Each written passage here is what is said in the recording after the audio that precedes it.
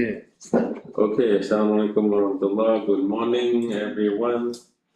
Again, live from Penang, the Pearl of the Orient. This is Social Science Research Seminar Series number 57. So, welcome back. It's a Friday morning. Good weather. Good weather in Malaysia means it's not sunny. if it's sunny, it's hot. We like a bit of clouds on, that will create some shades, and so it's not too hot. 有什么我能帮你的吗？不是那个了。 It's a big problem. What can I help you with? Yeah, that's the AI in China, 豆包. Huh? What is it? What? Yeah, that 豆包, that's the AI in 豆包. China. Yeah. 豆包. 不是那个吗？ AI in China. Is that DeepSeek? DeepSeek is another one. Oh, another. The power. Can you ask English? It can do English translation too, right? Yeah. Okay. Maybe we can do that. So China did the right thing. They have their own WeChat. Yeah. How about Chinese? Anything that is online, like Webex or Zoom in China, what do you use? Yeah, I think they have. Wow, China should have it. 哎，好嘞。 Oh, okay. You sure you can do this? Try to go to the next slide. Just go to the I next slide. can. 哎，哎呜， Yeah. Okay. 怎么这色儿 Okay, finally, Yifeng is ready.？I'm ready. Okay. Double reduction. Okay. So today, our speaker is Madam Song Yifeng. Right? And the title is Double Reduction Policy, Chinese Parents' Paradigms in Hebei, China. So, Yifeng, you may begin now. Okay. Good morning, my dear professor and my friends. My thesis is entitled Double Reduction Policy, Chinese Parents' Paradigms in Hebei, China. The study focuses on how parents in Hebei interpret, emotionally experience, and behaviorally respond to China's double reduction policy. Instead of evaluating the policy only at the institutional level, I examine parents as key actors in family-level policy reception. The central aim is to contrast parental response paradigms and develop a typology grounded in parents' own narratives. My presentation is organized into four main parts: introduction, methodology, findings, and the theory of parents' response paradigms. This is my introduction. Before 2029, Chinese basic education was characterized by intense academic competition, widespread shadow education, and growing parental anxiety. In response, the Chinese government introduced the double reduction policy to reduce homework and tutoring burdens and promote holistic development. Parents, as essential participants and promoters of education, their understanding and acceptance of the policy, as well as their behavioral responsibilities, have an essential impact on the effectiveness of policy implementation. Although the policy's goal is to reduce the learning pressure on students, it may increase the learning pressure on students due to parents' incomprehension, resistance, or excessive anxiety. This phenomenon reflects that the role of parents is critical in the policy implementation process. Prior research has devoted relatively little attention to how parents themselves describe their reasoning, emotional experiences, and the decision-making regarding the policy, nor has the literature developed an analytical typology that systematically accounts for differences in parental responses within this setting. This study addresses these gaps by developing paradigms based on parents' own narratives.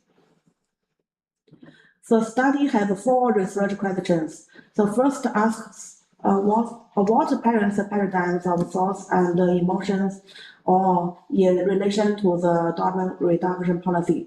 The second examines parents' behavioral paradigms. The third asks what emerging typologies can be developed from these paradigms. The fourth explores what policy recommendations can be derived from the findings. The 4 objectives correspond directly to these questions. To examine thought emotion paradigms, analyze behavioral paradigms, develop parental typologies, and derive policy recommendations. Next is my methodology. The methodology section explains how the research design supports the purpose of the study. This slide summarizes the methodological framework. The research orientation is phenomenology because the study aims to understand parents' lived experiences. The research strategy is ARS, which supports movement from first-order accounts to second-order concepts and typologies, and then generate the theory. The method is qualitative research. The study includes 51 parents in Hebei, selected through purposive sampling. Data were collected through semi-structured and in-depth interviews. Data analysis involved transcription, autolasty, thematic analysis, and member tracking. The final analytical output is a movement from thought emotion paradigms to behavioral paradigms and then to typology. Ethical consideration followed all the ethical principles. And then I show the participant demographic information. The study involved 51 parents. You can see the parents who have the numbers of the children and the parents' location, occupation, and their income, and their educational background. Then I will show my findings. The first analytical layer identifies 6 thought emotion paradigms. These are supportive thoughts and positive emotions. Supportive thoughts but negative emotions. Supportive thoughts and neutral emotions. Neutral thoughts but negative emotions. Neutral thoughts and natural emotions. And dismissive thoughts and negative emotions. The key findings is that parents' support for the policy does not necessarily mean positive emotion. For example, some parents support the policy in principle, but remain anxious about academic competition and the implementation effects. And then it's my parents' paradigms of behaviors. My research identifies 5 behavioral themes. These are home tutoring, parent-child interaction, home-school communication, academic off-campus training participation, and multiple competency cultivation. These themes show how parents translated their interpretations and emotions into everyday educational practices. The findings also show that parental behavior is not always consistent with stated policy attitudes. Some parents support the policy verbally, but continue compensatory and academic practices. Continue what? Continue compensatory academic practices. Through cross-case analysis, the study develops 4 types of parental responses. The supportive response type includes 17 parents. The ambivalent response type includes 19 parents. The exam-oriented response type includes 1 parent. This type is retained as an analytical boundary case rather than a statistical category. It reveals the condition under which examination logic overrides the burden reduction logic of the policy. The passive response type includes 14 parents. These types are not fixed identities. They are analytical categories that summarize recurring combinations of thought, emotion, and behavior. This typology model shows the generative process. Policy reform first enters family life as a policy signal. Parents interpret that signal through supportive, natural, questioning, or dismissive thoughts. This interpretation then generates different emotion evaluations, such as positive, natural, or negative emotions. Emotions are connected to behavioral strategies such as active engagement, selective adoption, high educational investment, or passive withdrawal. But finally, these patterns stabilize into 4 response types.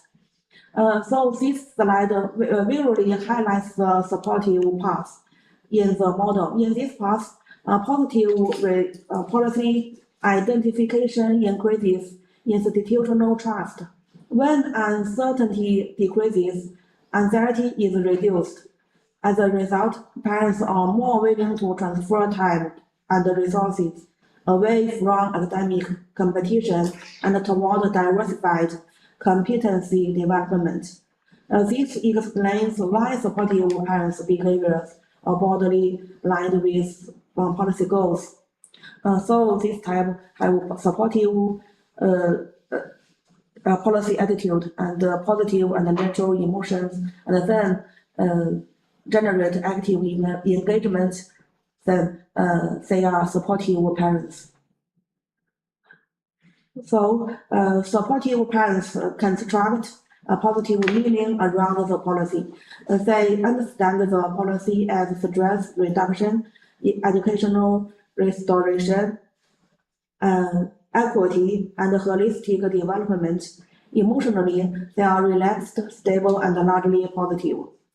Behaviorally, they withdraw from academic compensation, rely more on school-based learning, shift family investment toward interests, sports, reading, and life skills, and improve parent-child interaction. The core mechanism of this type is institutional trust and resource reallocation toward diversified development. Next, this model highlights the ambivalent path. The key logic is policy concept identification plus skepticism about the further education structure. This creates cognitive dissonance. Emotionally, parents experience both no feeling and realistic anxiety. Behaviorally, they operate along 2 tracks: limited diversification, and hidden or selective academic compensation. Therefore, ambivalence is not confusion. It is a rational response to unresolved structural competition. Ambivalent parents identify with the policy's goals, but they also worry about the unchanged structure of education competition. Their emotions fluctuate by stage and situation. Fluctuate. That's right, good. Fluctuate by stage and situation. They may feel relieved when homework is reduced, but become anxious when exams approach or grades decline. Behaviorally, they use compensatory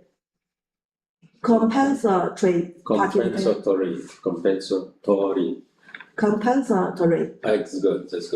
Participation, selective tutoring, diversified cultivation, and exam-oriented preparation at the same time. Their core mechanism is risk hedging. They support burden reduction, but still protect academic security. This slide highlights the exam-oriented path. Policy skepticism decreases institutional trust and increases perceived educational risk. As risk perception rises, anxiety intensifies. The behavioral result is defensive intensification, particularly high-intensity tutoring and academic control. This path shows that when examination logic overrides policy logics, burden reduction may be transformed into new forms of family-level pressure. The exam-oriented response treats academic achievement and competitive school admission as the ultimate goals. The parent questions the feasibility of the policy because the examination system remains unchanged. Emotionally, this time is marked by strong anxiety and dissatisfaction. Behaviorally, it involves intensified academic investment, a dual homework system. Dual homework. Dual homework system. That's good. Dual. Monetization of academic resources and academically focused home school communication. Although only one case fully represents this type, it is theoretically important as a boundary case. This passive response path. We can see the parents have a neutral policy attention. They have limited policy and understanding, then have neutral and negative emotions. They have a mild concern about the policy. Then they have a minimal behavioral adjustment. So they are passive response. Passive response have superficial or unclear understanding of the policy. Their emotions are mild, stable, or sometimes helpless, but not strongly fluctuating. Behaviorally, they mainly follow school arrangements. Homework completion is largely left to school. Communication is passive and unplanned, and class enrollment is driven by external conditions such as school recommendation or the child's preferences. The core feature is not resistance, but low cognitive activation and initial dependence. Next, I will show my classification criteria. The table clarifies the necessary conditions of each type and the boundary distinctions among them. The purpose of this classification table is to improve transparency in typology construction. It shows that the 4 types were not assigned not only by attitude, but by the combination of thought, emotion, and behavior. Next, I will show the comparative metrics. It presents the differences among the 4 parental types across several dimensions. These include policy meaning, construction, evaluation, preference, and responsibility attribution, dominant emotional pattern, emotional triggers, homework management, subject tutoring and participation, diversified development, and parent-child interaction. These metrics help transform the typology from descriptive labels into analytically comparable categories. Next, I will show the theory of parents' response paradigms. Member tracking was used to validate and refine the typological interpretation. Participants generally endorsed the fit of the typological categorization and interpretation. Some parents added that although school homework formats changed, the burden on parents and children did not necessarily decrease. Member tracking also revealed stage dependence and situationality. For example, some parents were relaxed in primary school, but expected to intervene more strongly at junior high school or exam stages. This strengthened the credibility and explanatory depth of the typology.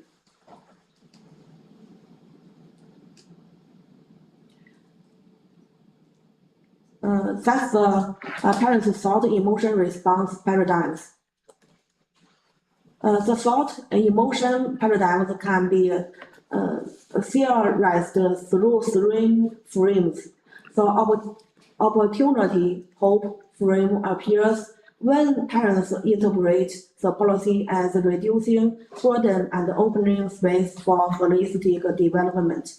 The structure anxiety frame appears when parents support the policy but remain anxious because the selection system and competition remain unchanged. The implementation powerlessness frame appears when parents feel that policy ideals are not fully translated into school or family realities. These frames show that emotion is produced through meaning construction, not simply through policy change itself. Next is the parents' behavioral response paradigms. We can theorize through 2 logics. The first is responsibility redistribution. After the policy, some learning responsibilities move between school and family, creating delegation, reallocation, or responsibility spill over. The second is resource reallocation. The time, money, and energy released by reducing tutoring may be redirected toward diversified development, or may flow back into academic compensation. Therefore, a behavioral response is not a simple reduction or increase of burden, but a reorganization of family educational resources. The overall generative mechanism explains how parental types are formed. Policy signals are interpreted within a macro competitive educational structure. Parents construct meanings around the policy, regulate emotions, assess risks, and adjust behaviors. Over time, repeated patterns of interpretation, emotion, and behavior stabilize into different parental response types.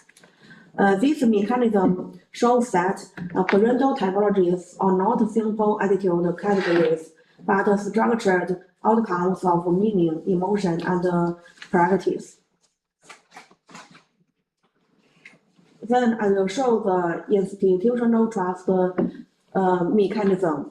For the supportive type, the generative mechanism begins with high policy value identification.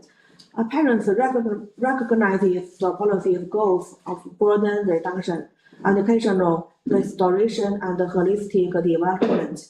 This increases institutional trust in schools and after-school services. As institutional trust increases, uncertainty decreases, and educational anxiety is elevated. Behavior then shifts toward diversified competency development, such as sports, reading, interests, and life skills. Then, for the ambivalent type, parents identify with the concept of the policy, but remain skeptical about Skepticism. Or skeptical. about the further education structure. This produces cognitive dissonance. Emotionally, they experience dualism. Supportive expectations coexist with realistic anxiety. Behaviorally, they adopt a dual-track operation, combining limited diversification with hidden or selective compensation. This explains why ambivalent parents may support the policy and still continue some forms of tutoring. And then, for the exam-oriented type, policy skepticism reduces institutional trust. Parents interpret burden reduction as a potential loss of competitiveness. This increases risk perception and intensified anxiety. Behaviorally, parents adopt defensive intensification, including high intensity and academic tutoring, dual homework systems, and strong parental control. This type illustrates how high-stakes examination logic may override the policy's burden reduction message. For the passive type, the mechanism begins with low cognitive participation. Parents do not actively interpret the policy or develop an independent evaluation framework. This leads to emotional attenuation and vague risk assessment. Behaviorally, they make minimal adjustments and mainly comply with school requirements or surrounding norms. This type shows that policy impact may remain vague when family resources, educational compatibility or motivation are limited. This study also reflects on the cultural embeddedness of parental responses. Confucian educational traditions emphasize learning, self-cultivation, family responsibility, and social mobility. These cultural meanings do not mechanically determine parental behavior, but they shape the moral and emotional background of educational decision-making. Under the policy, parents negotiate between the policy's holistic development orientation and culturally embedded expectations for academic achievement and upward Excuse me, Yufeng, mobility. we cannot hear you now. No? Can you hear us? It should be working. Can you hear us? Oh, dear, you stop sharing now. I share. Okay, Signal. Yeah, you stop sharing. but can you still hear our voice? Leah, can you still hear our voice? Joanne? Oh, it's that 40 minutes. 现在能听清了吗？ I don't think so. 现在能听清吗？ Joanne, can you hear us? Kyla, can you hear us?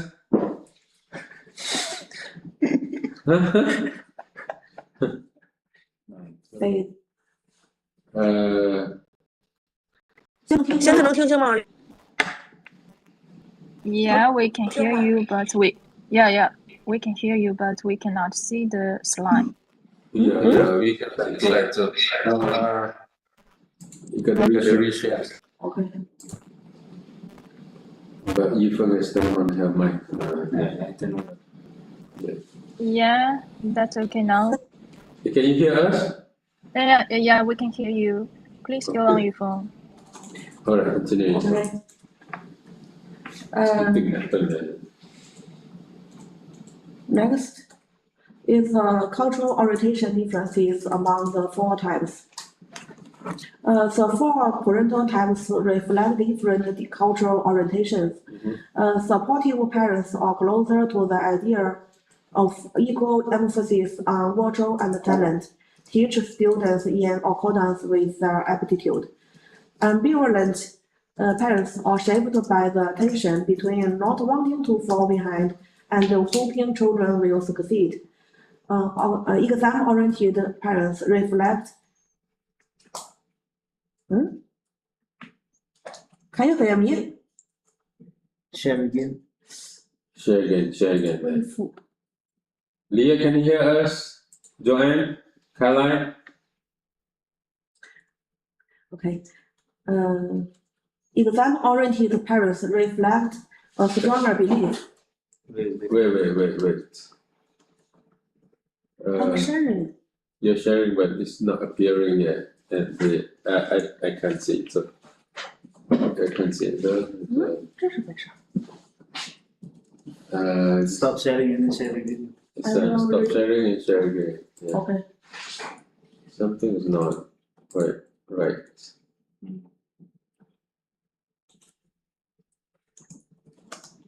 好嘞。 Okay, good. Passive.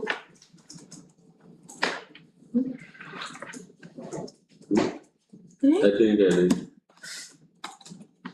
神奇。 okay. We it's not sharing. You're not sharing. Sharing. I tell you, let Hanif test the sharing and go Okay. ahead. I stop. I will reshare. Okay. Because we are about to finish it towards the end now. Okay. Passive parents tend to follow a teacher-led and parent cooperative logic with limited independent meaning construction. And then, from an East Asian perspective, the findings resonate with broader regional patterns. Many East Asian education systems combine a moralized learning logic with high-stakes selection. Even when governments introduce burden reduction reforms, families may create extra institutional compensation. Happening again there. What happened to your laptop? I don't know. Just There. Oh, I think it's okay. Try this again. It is, Oh. yeah, it's appearing. Continue. I have to monitor, right? even when governments introduce burden reduction reforms, families may create extra institutional compensatory mechanism to maintain competitiveness. Therefore, the Chinese case contributes to understanding a wider East Asian common mechanism. Burden reduction policies may reduce formal pressure, but competitive structures continue to shape parental behavior. That's my policy recommendations. Strengthening credible school-based learning support. Bridging policy implementation gaps to prevent responsibility spill over. Adjusting evaluation signals to alleviate the mismatch between burden reduction and selection, providing affordable alternatives to reduce structural incentives for outsourcing and covert tutoring. This is the contributions of this study. This study contributes in 4 ways.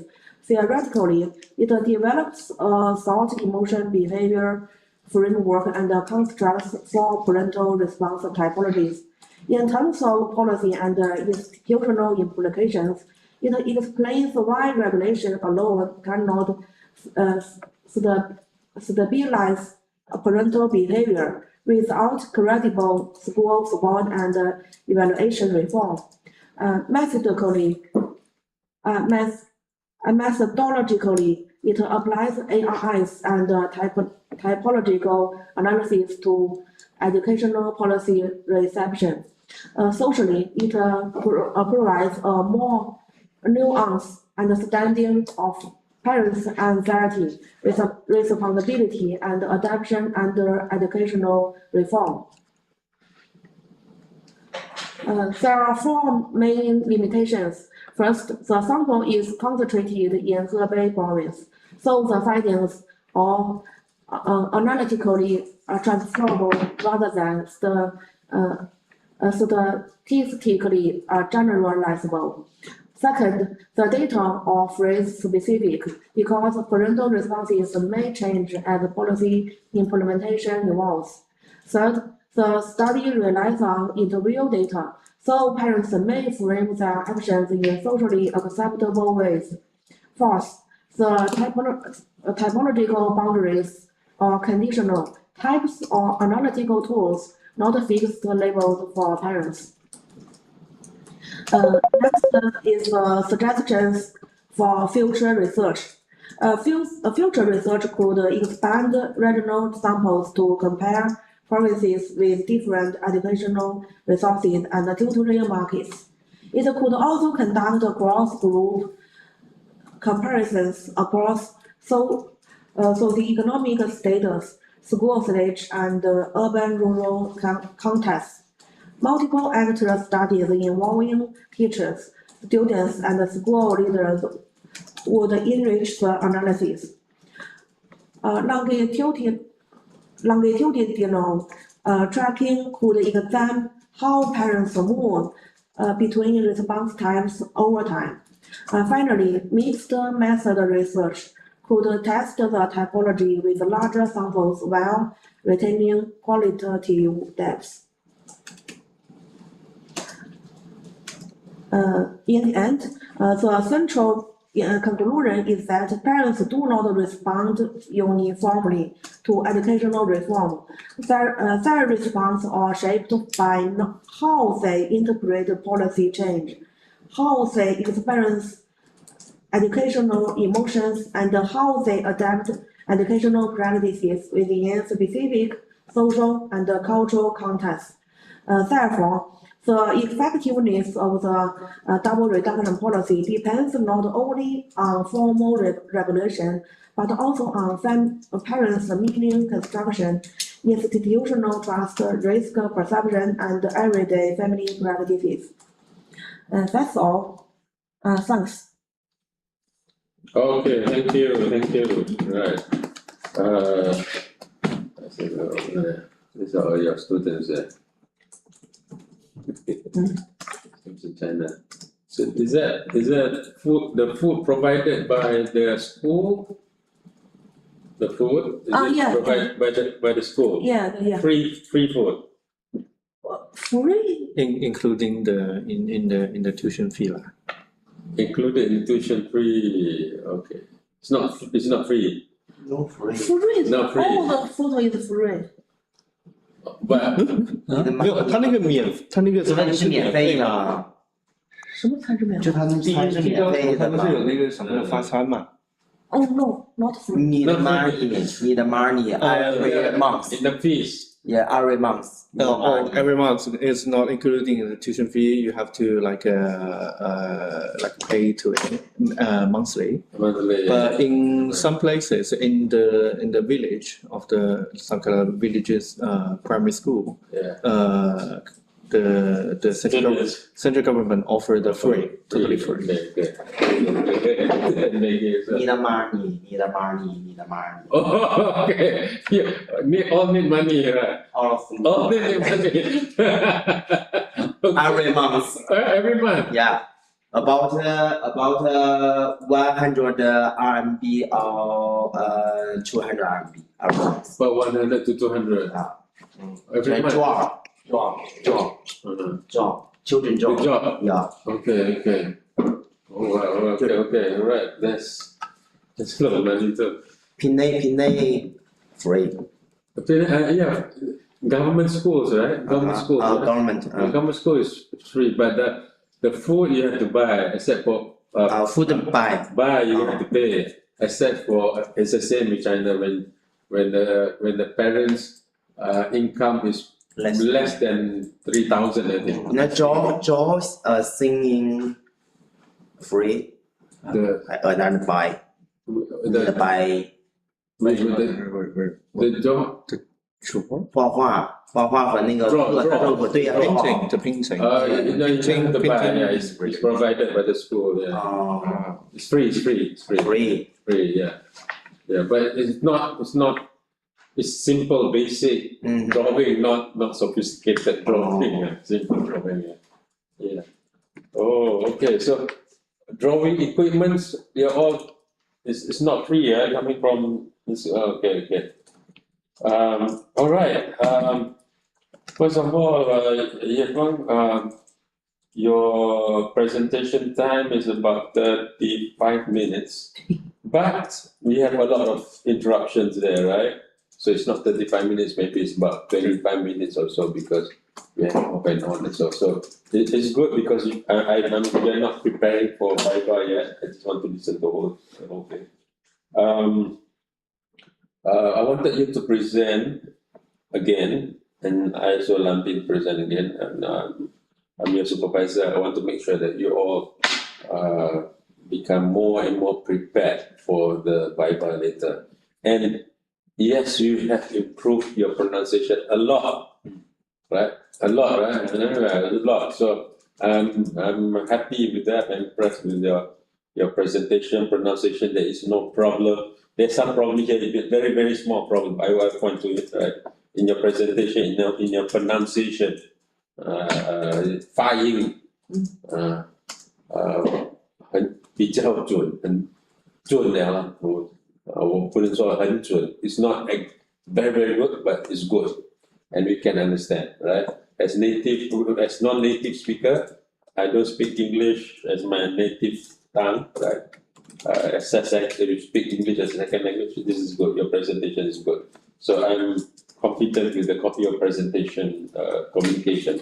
Yes, good. And it's not too fast, it's not too slow, which is good, right? So I'm happy with your font size. It's nice, right? So it's not small. I cannot see. There is one or two slides that's small, but it's fine. But overall, your slide is good. I will give you comments about your thesis, right? But I want to connect the presentation to the thesis as well, right? So there are certain things from your presentation that will go into your thesis, right? Who can control the slides better? Maybe you can control it better, or I control it. I can share the slide too, right? Maybe I control it, yeah. Maybe I control it because I have I'm the host also, right? I'll share the slide. So you don't want to have that problem from no?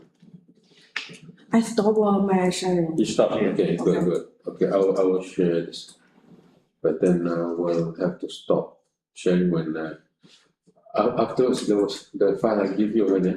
Yes, That's the one you want to share later on. Okay, but I will share Yifeng's PowerPoint slide. Okay, I share you, Hanif, right? yeah, just wait a while and then I will, let me see, I can do this now. I can do this actually. Okay. All right, I will share your slide. There you go. Okay, are we sharing? Is it there? It is there. It's coming up. So coming up. Ah, there. Okay. Okay. So a number of things I want to mention that is about your presentation.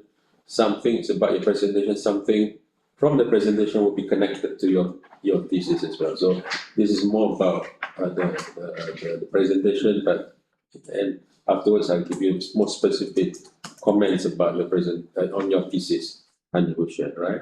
Okay, let's go to the next one. Let me see. Okay. All right. Come in. I just want to. It takes time. Somehow, from here to there, I can walk faster than electricity. I can walk faster than electricity to travel from my laptop to here.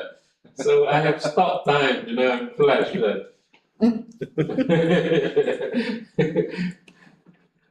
Okay, it's not moving. I've frozen time now. I've frozen the time.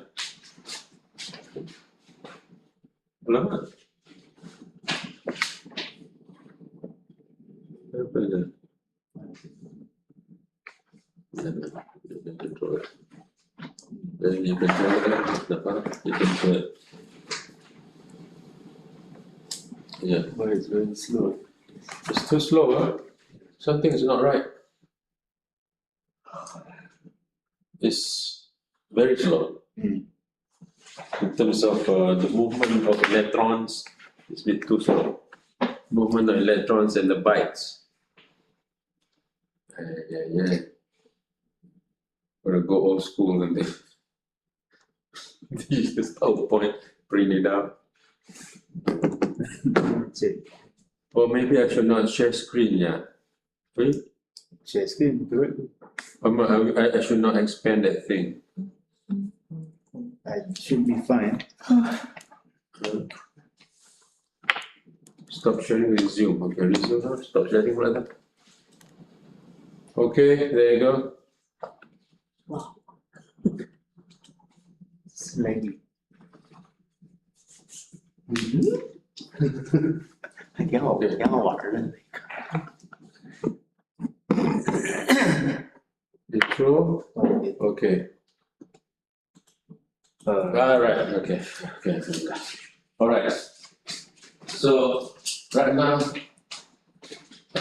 this part, theory about parents' response paradigms, right? Okay.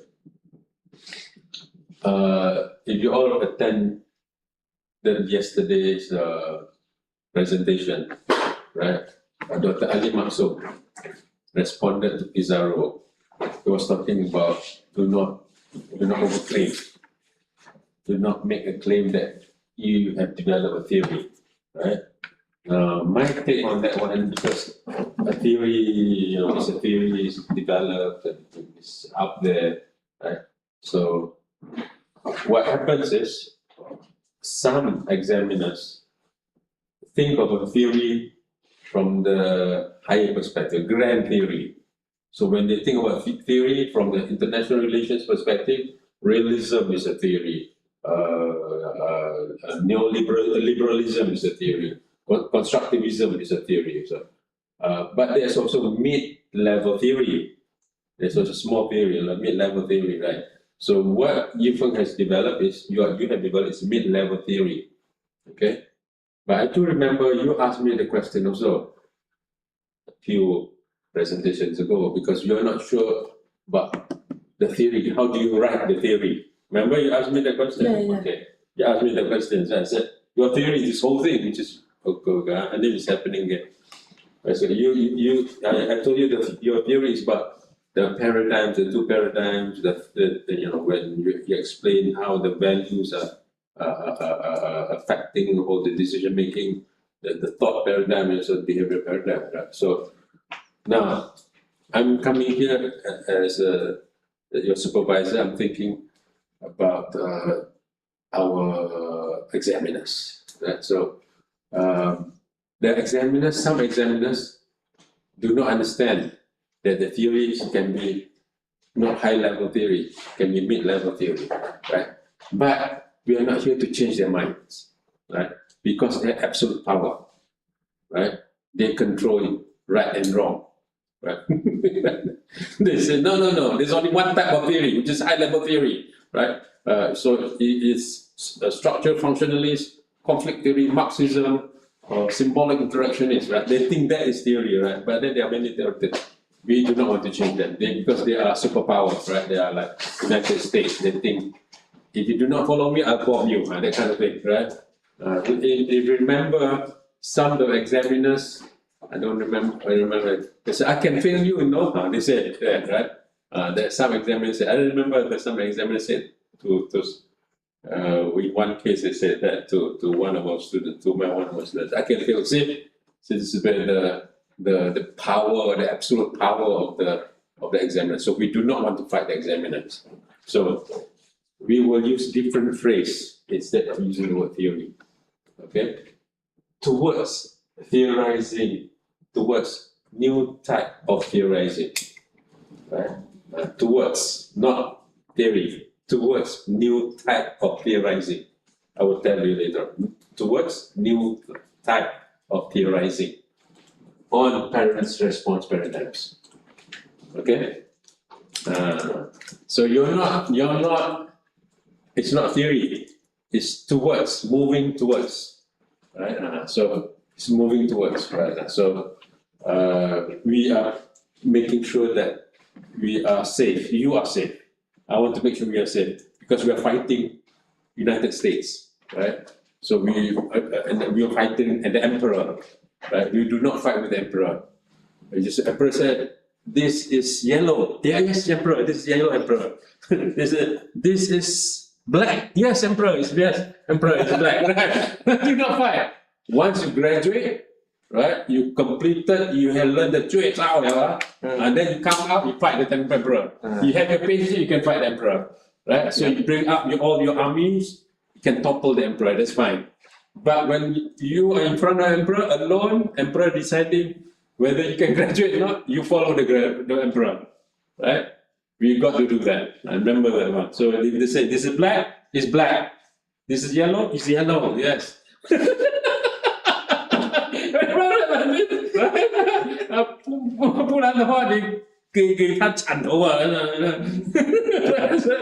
not fight the emperor. 他说只要你能毕业，他们俩就是打。你毕业的时候啊，你可以跟他打。So at this point we do not fight that one. There was an important point by Dr. Ali Mansum yesterday because he was seeing from his perspective, right? And I think a lot of a lot of examiners might have that thinking. Right? I remember even the economists, they said for us theory is big. The economists think theory is it's not, you cannot develop theory, PhD. But I don't think that way because I also teach theory before. I like theory more than methodology. Right? There's different levels of theory. There's a grand theory like the Marxism, functionalist, symbolic interactionist, big level theory. But there's also a mid-level and there's a low level, which is what George Simmels talked about. The theory of 2%, 3% theory, right? If you remember, there's classical theory. So before there was symbolic interaction, there was George Simmel developing a small level theory, right? So he talks about when there was a 2%, right? Whatever the 1% does, it can cut off the relationship, right? But then when there's a 3%, right? The relationship has a different dynamic. 1% cut off, this guy can still hold on to the other 2%. Right? That's a small, individual micro theory about human relations. Right? So there are different levels of theories, but a lot of the examiners do not understand that. And the examiners are emperor. They say it's black, we follow it's black. They say it's yellow, we say it's yellow.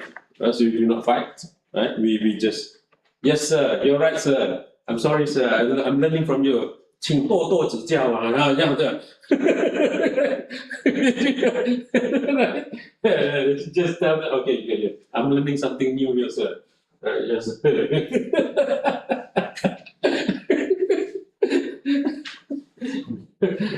Including myself, I would not fight if I do not need. So what happened during the Viva? So first round, we will discuss first, the examiners and me and all that. And then the Viva, I do not say anything. And then post-Viva, and that's where we discuss.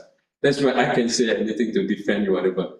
But if I say that, they say this is yellow, but then they give you 2 or 3, I will shut my mouth, I don't fight. Yeah, it's yellow also, it's yellow. Let my students pass first. And then next time I tell you, you know what? That comment was a stupid comment, you know.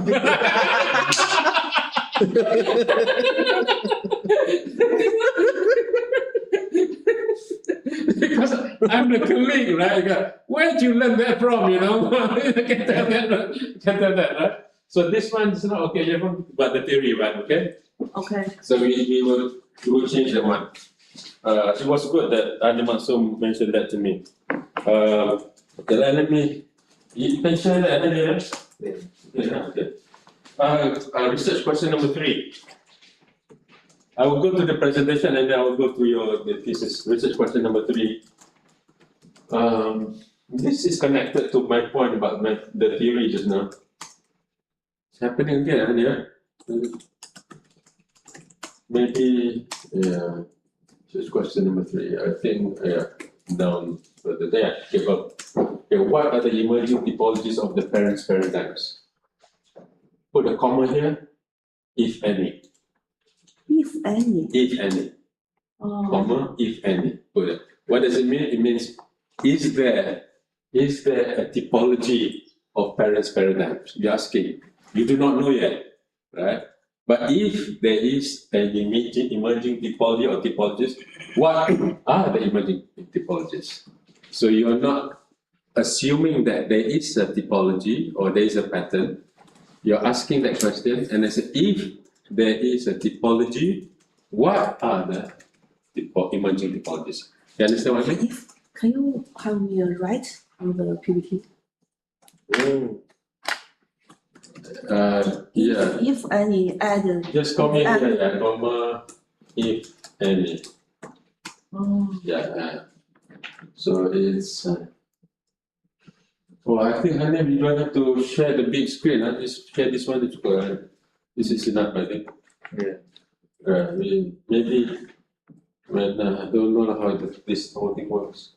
Okay, good. Simple one. Minor thing about your presentation, there's some grammar you need to check. There's some grammatical error, right? I won't go specific, right? Yeah, like you say one parent, but then you have parents S at the end, okay? There's a minor thing. I won't go into it, but you're not making preparation for the Bible yet. Okay, in your presentation, in all of your presentations, right? That's true for Lambin as well. Maybe too young later on when you make a presentation. Maybe applicable to Eugene to some extent. Maybe not. Or Hanif, it's okay here. You want to explain, not read. Okay? You want to explain, not read. But you're reading well because your reading is good there. People can understand. But there are moments that you want to explain. So when you say, okay, when you go to the next section of explanation, okay, you say, oh, just now I have just explained about the paradigm, the thoughts paradigm. Now I'm going into the behavioral paradigms. So you pause, you look at the examiners, you look at the committee, right? You tell them that. So you're explaining, right? Or you go back to say, look, my research, I discovered 2 paradigms. I'll explain this one and I'll explain the other one, right? You want to communicate, explain to the examiner. That's where has to do more about presentation and engaging the examiner. Okay? So you want to read all the time. And sometimes you can even pause and say, am I going too fast? There's another way, right? So they say, oh, no, it's not. So you engage the examiner again. So the examiner is always with you. The committee is always with you. Two last thing, but this is also connected to your thesis very much so. You do use the word generative mechanism, 4.3. No, 4.3. It's findings, yeah. 4. This is 3.3, you go 4.3. Yeah. 2, 3, yeah, next one. There. No, how come I have my losses? 4.3. Next. Where's the 4.3? Generative mechanism, okay. So, generative mechanism is associated with reproductive research. You're doing abductive research. Can abductive research get to a generative mechanism? Yes, it can. But you got to prove that. You do not want to prove that, right? And instead of doing overall generative, you can say the overall mechanism. It's fine. Just remove the word generative. Otherwise, there's a possibility that the examiner says, "Oh, you see generative mechanism. Where is the actual? They will talk about the 3 layers of reproductive, the empirical level, the actual level, the real level, right? So and then it become a Mutadi's presentation and Musaki's presentation. Who does reproductive? You do abductive. So just remove the word generative mechanism. So I delete generative. And delete generative. Or you want to use another word, overall contributing mechanism, you can say that. Or you just remove the word generative, it's fine. Because you are not making an argument of generative mechanism. You're just explaining the mechanism. Right? Remember retroductive, it talks about what are the real causes of the empirical, right? There's the events and there's the power underlying the events that are creating the events, and then the events can be seen or not be seen as empirical or not empirical, right? So you are not making that type of research, you're not creating that research. Right? So, yeah, although it is relevant, it is good, and I can see it, right? But you have not proven that. You're not proven. And abductive research is not about prove. Right? Abductive research is more to show what is the patterns, the thoughts, the paradigms. And of course, in the paradigms itself, there are relationships, dynamics, right? Because they have certain values, it leads to that, which is what you explain with cultural embeddedness, right? Now, 4.4. 4.4. And now we go to your thesis more. 4.4. Okay, this is your big strength is here. Your big discovery is here, right? Your very strong point is the cultural embeddedness of the value system, right? So I'm not going to suggest that you make big changes to your thesis, right? But what I want to suggest to you, Yefeng, is to include the Chinese constructs, the Chinese words. Yeah, right? So go for that. Education, family honor, what is it called? Social mobility, what is it called? So the Chinese have their own words, right? That might be much more encompassing, much deeper, much stronger, right? Than just education. What is it? 教育, maybe when the parents explain, they have something even more than 教育, education is 教育，教育啊 ，OK。How about family honor？家庭荣誉，家庭荣誉。 Why you just? No, thinking about why you just including family honor? That's the point now, because we understand. I understand family honor from my perspective, but the Chinese words for it maybe is stronger, maybe it's wider, right? Maybe it's deeper, right? So you use those words, use the Chinese words again, because and then you put a bracket there or something like that. Put a bracket there, right? What? 加括号，里面写中文。yeah， 不是中文字，拼音中文拼音。哦，写拼音，还得写声调。不一定，你只是向大家展示这个词在中文里面的表达。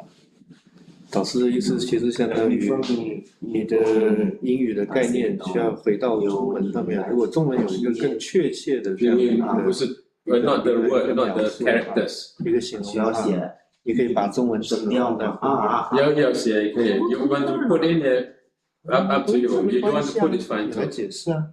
Yeah, right. 他说没问题，可以写声调， Okay, up to 写 you. 中文，写中文不写拼音。不是拼音加声调。You can put. You 好 can 多 put. 同音字儿，同音。我知道，because but then the examiners might not know. It's okay, right?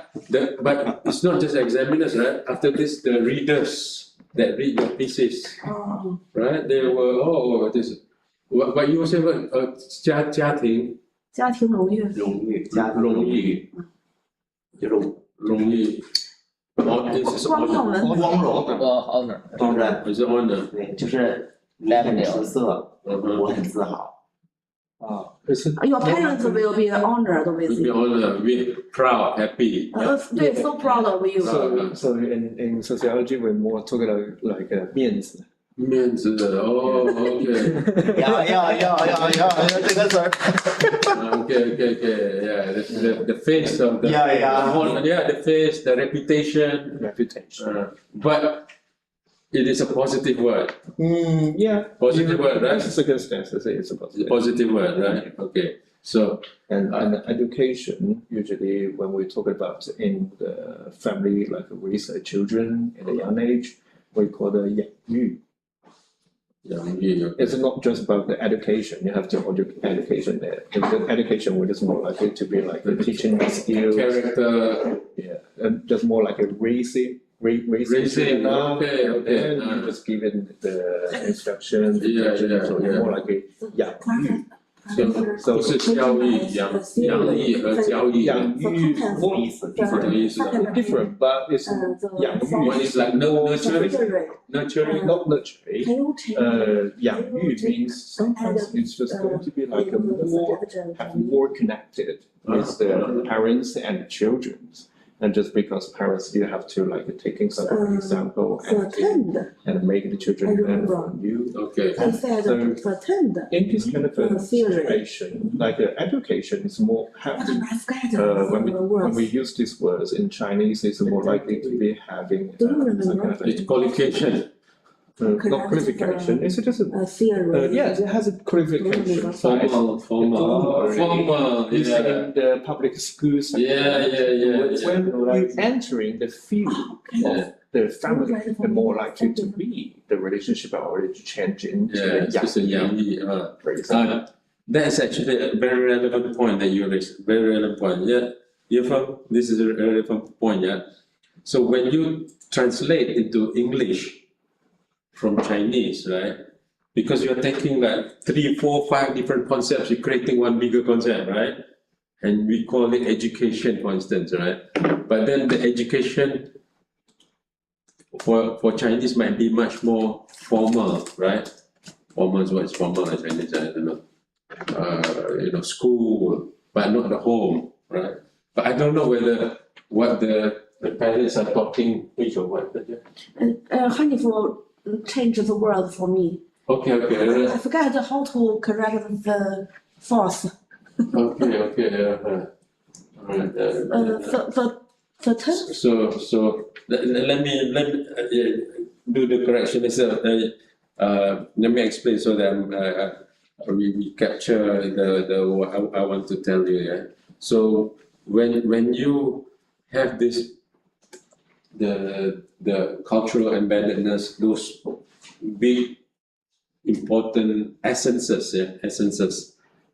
What is essence? Yeah, I don't know what essence. What's essence? Can you check? What's essence in Chinese? 精髓精髓。是重点 important。 Important, the essence, the core, right? The education, family honor, these are 本质 cultural 吗？ essences. 本质吗？精华。就它的精髓。就是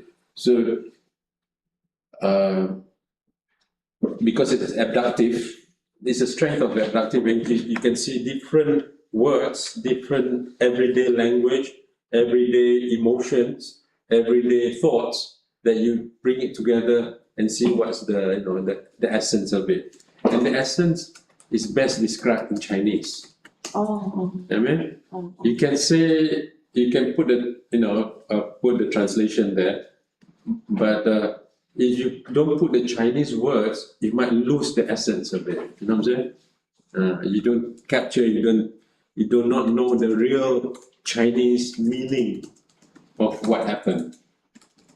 And then once you convert and translate into English, it becomes something else, right? Because English will have their own root words, their own association. Like the word CSR, right? It's an English word, it's an English concept, right? But the Chinese have CSR long time ago.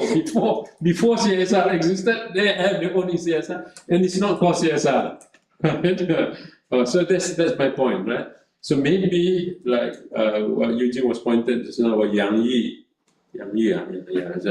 it's maybe it's not captured under education. I don't know, right? So it's not, maybe education includes Yang Yi, maybe it doesn't include Yang Yi, I don't know, right? So if there is, so in adaptive research, sometimes we use the indigenous language, the local language, we use the word and then we put bracket education. It's not the other way around. Here we put the bracket, Chinese thinking, right? So in abductive research, sometimes we take the Chinese word, put in front, the bracket is education. So Eugene. Is that you're raising a hand or what? Yeah, I'm raising my hand. Sorry. Okay. And this part, as you're talking about the culture and burdenness, the confusion, so this one education, what is going to be like divided into two parts. Confucius is that education source was just more likely to be shown at his dialogue with his student. So it's more likely to be some kind of a formal teaching. But Confucius also have the new Confucians. They have some kind of idea of how to manage your family, how to raise your second generation, how to tell them to be the right, like morally, ethically, and when they already have some kind of very strict rulers. If you want to be some kind of join some kind of academy and education, you have to do something else like that. So in this part, sometimes we just make it more confused in Chinese, directly translate into the English. So our professor suggests you to put some kind of Chinese words after that. We're just going to be like give you some kind of a space to explain the words by yourself. So you're just taking control of the rights to against the examiner. Yeah, good one, good.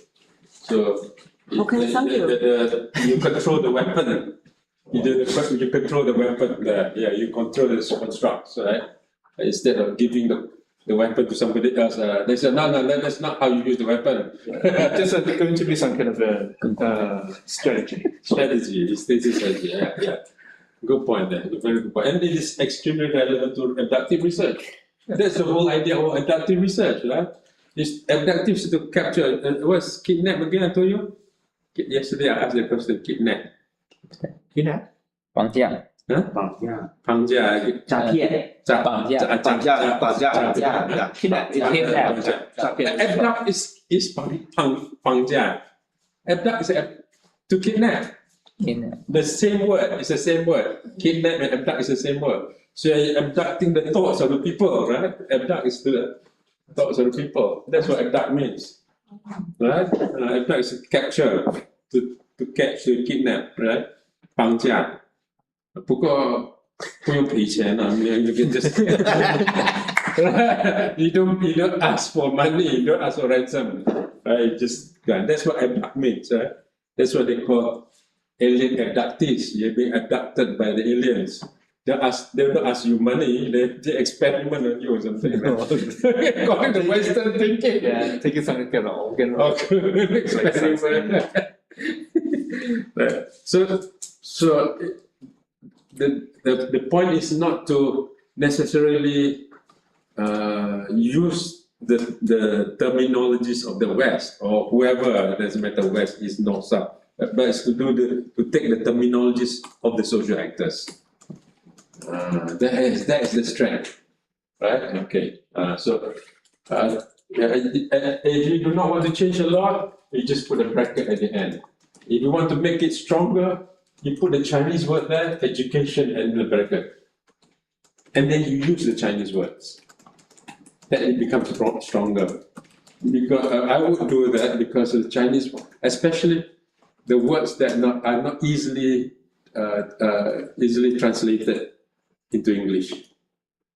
But if it's, eat, you don't use the word 吃, eat is eat, you don't have to translate it, you don't have to put the Chinese word, right? But the word like 丢脸, you know what I mean?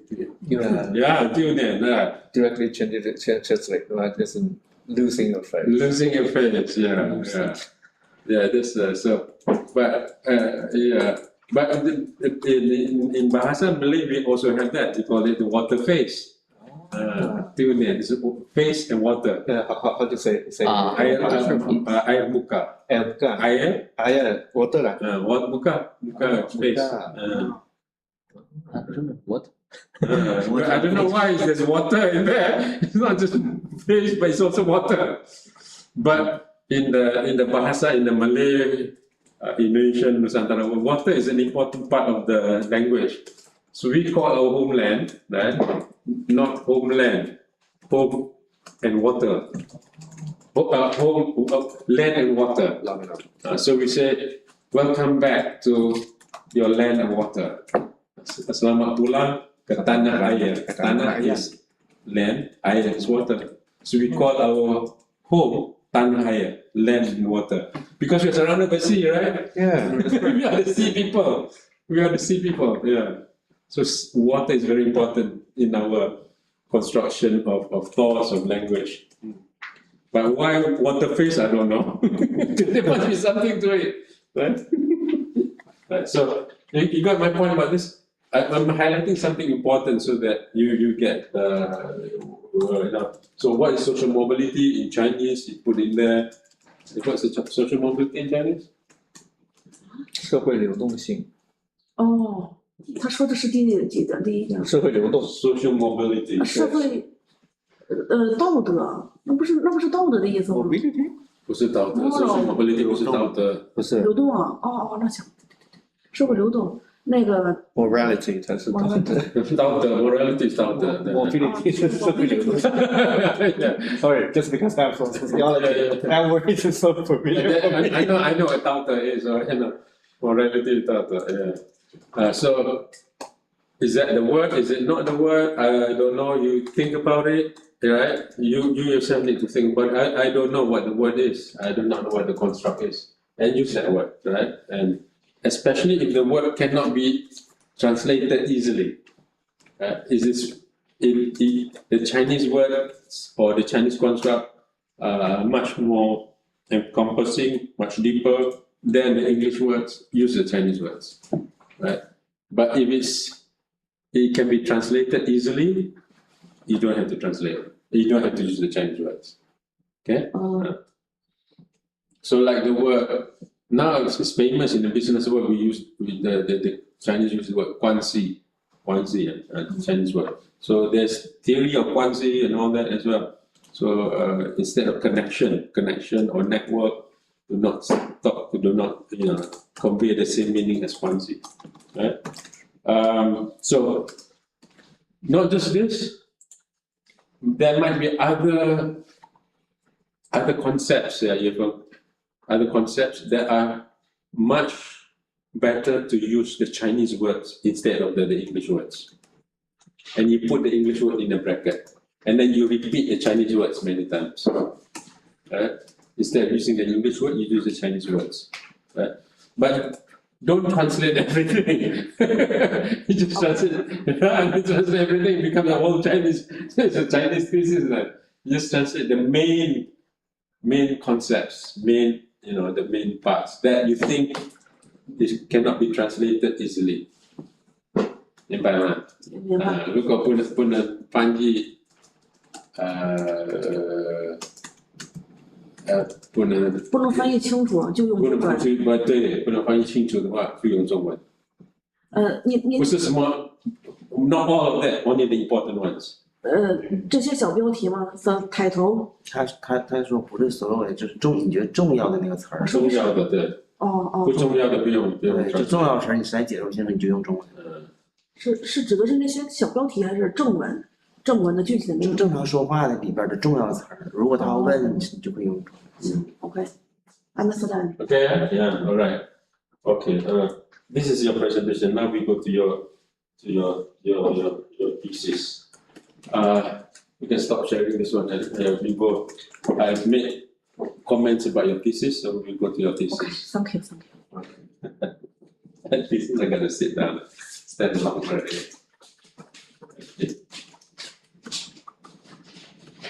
Okay, now Hanif will share the.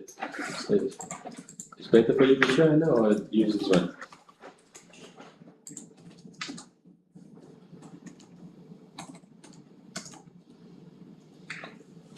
So, quite a number of comments, up to 8 pages I have here. Hopefully it's simple. 太好了，我就喜欢这个。Okay, word. 让一下，谢谢。And then, it happens many times, huh? Is it kita tahu it cannot be us. Either the signal is not strong or back, yeah. Okay, so this is my point. I want to tell you that the first point, the most important point. Okay. Okay, welcome. I haven't said anything yet. So one of the strongest aspects of your thesis is its attempt to move beyond describing parental attitudes instead of construct an explanatory typology grounded in phenomenological analysis. This represents an original contribution. You must remember this for your paper, right? So this is the main point of your work. Well, not the only one, but one of the strongest aspects. So you want to highlight that all this while a lot of explanation, a lot of analysis out there, a lot of concepts do not come from parental attitudes, parental behaviors, right? But you are doing it. This is the original contribution. Okay. Okay. Yeah, I will share this word with you, so you don't have to with you, right?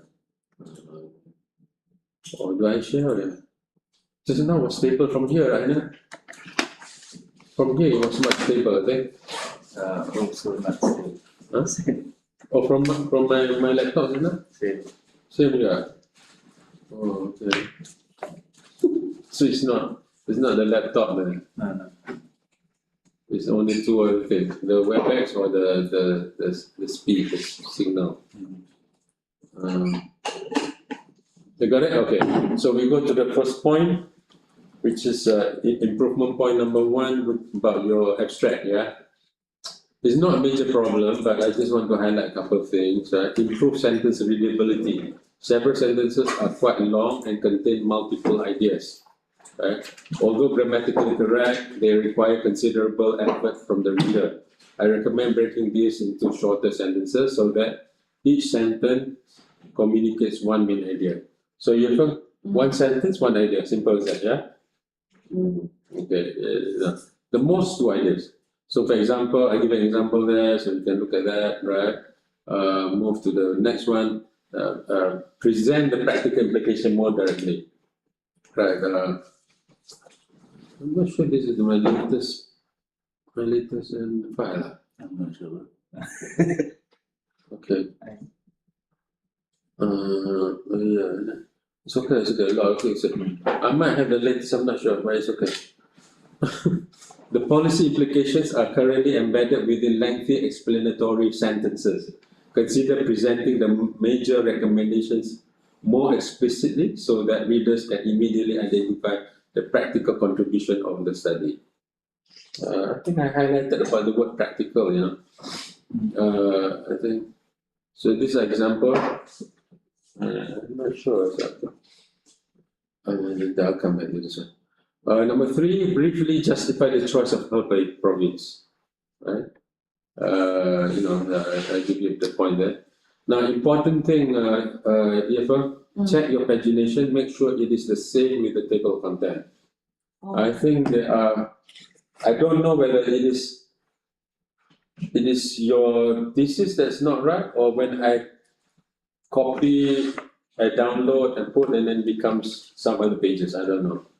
But I was using the pagination also from bottom, but you can check. I make specific reference to the pages, right? But you check later on whether your table of contents, your pages, right? In table of contents, whether the pages there correspond to the pages in your chapter, in your thesis, right? Okay. Because that one is you use word, you create the table content from the word, right? Automatically update, right? So sometimes it might be something that's problematic, maybe, I don't know. But this just double check. It's not a big problem, but it is a big problem when you submit it. It's different. Yes, they will ask to. They will ask you to do it. They will like come back, you know. I think like Tandis and Muhammad 10, 20 times they will come ding dong between like ping pong coming, yeah. And then Tandis write this one, and they correct this one, correct, yeah. Commenting. So chapter 1, areas of improvement, yeah. Point area number 1, improve readability of the background discussion. So it's not a big problem we have, but what I like you to do is to make it easier for the reader to read. Because this has to do with thesis strategy. Sometimes examiners, when they find it difficult to read, they will change their mood and all that, right? So we want to make it easy for them. So some paragraphs describing educational competition, homework burden, and shadow education are information rich, but rather dense. Very packed, yeah, very dense. You want to consider dividing these longer paragraphs into smaller units, organized around one central idea each. Like an example, blah, blah, blah, blah, blah. Within one paragraph, consider treating each as a separate paragraph, right? Instead of combining them. So this one, chapter 1, beginning chapter, page 2. Clarify the scope of your boundaries of the study earlier. Page 3, clarify immediately. The limitations and scope are explained in the chapter. Readers would benefit from a concise summary near the beginning, indicating who was included, who was excluded, their geographical boundaries, and intended scope of generalization. Right? Make it clear for the reader from the beginning. Number 3, introduce the analytical framework visually. Again, this is making it easy for the examiners and the readers. What happens is that you have a lot of data, right? So you want to make the examiners, the readers, they can easily understand and make it less burdensome, is lighter to the mind, right? So you have this cognition, emotion, behavior framework in central is central to your entire thesis. So I recommend presenting it as a simple conceptual figure at the end of the introduction. Right? This will provide readers with a mental map before they begin the literature review. Just a recommendation. This is not a big problem, but just a recommendation. But overall, for this chapter, I can see that this chapter provides convincing justification. Yeah. For the study, you clearly establish the background discussion, comprehensive and research gap. So you did that. The research objectives and questions are logically aligned. So good. So you have done that part. So only not major thing, but still some work, right? Still some work to make it much more easily readable. Right? Have some calls I got to compose for me now. So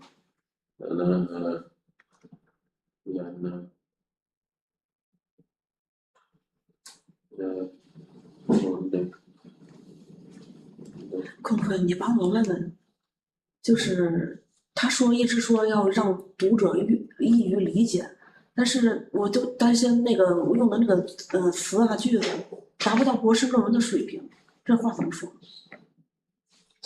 那个深度的锻炼自己，是的。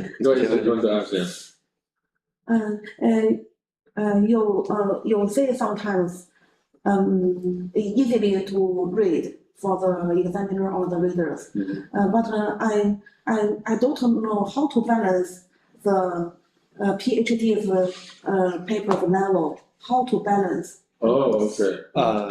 The point there is not about the technical concepts. The point there is about the sentence structure. So sometimes you have a lot of things said in one sentence or in one paragraph. So you just break the paragraph. One idea, one paragraph. That's all. It's not about lowering the level so that they can easily. It's not that they do not understand English; they can understand English. But you want to how you construct the sentence, how you write the sentence, right? So it's more easily accessible, more easily understood.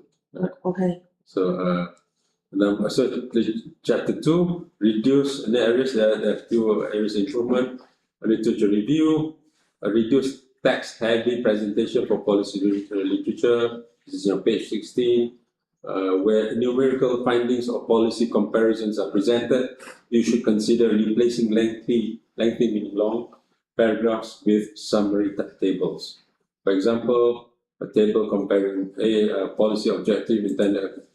Or what you can do, you do not have to change a lot, I'm suggesting, maybe this is quite drastic, you just put a table either at the beginning or at the end, right?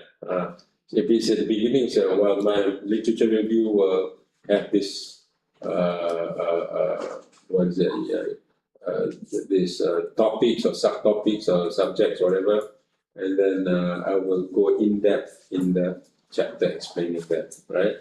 So at least they immediately see the overview first, right? Or you can put at the end as well, right? As long as it helps them to structure their thoughts. Okay. Make the research guide more explicit. That's point number 2. Point number 2. Although the literature review identifies gaps, the connection between those gaps and research questions could be stated more clearly directly. So after each research gap, you should consider adding a sentence such as, "This gap is addressed by research question number 2." Something like that. Okay? Okay. So you're connecting the gap with your research question. This will strengthen the logical flow between chapter 2 and chapter 3. Right? Okay, just to make it, the idea is to make it, it's a thesis strategy more than anything else. It's not a correction of the content, it's more of thesis strategy. Your discussion, number 3, remove unnecessary repetition. Your discussion concerning the paradoxical nature of parental cognition appears several times in slightly different wording, right? Rather than revisiting the same argument too many times, consolidate these discussions into one stronger analytical section. You may repeat, but not too often. I'm not against repeating, right? I do think repetition is sometimes good, not too many times, but you don't want to make it too repetitive. So your literature review is comprehensive and demonstrates extensive reading, which is extremely good. So the discussion of Confucian education philosophy is particularly well developed and provides an important cultural foundation for the study. Again, I said that the cultural embeddedness is a big part of your research.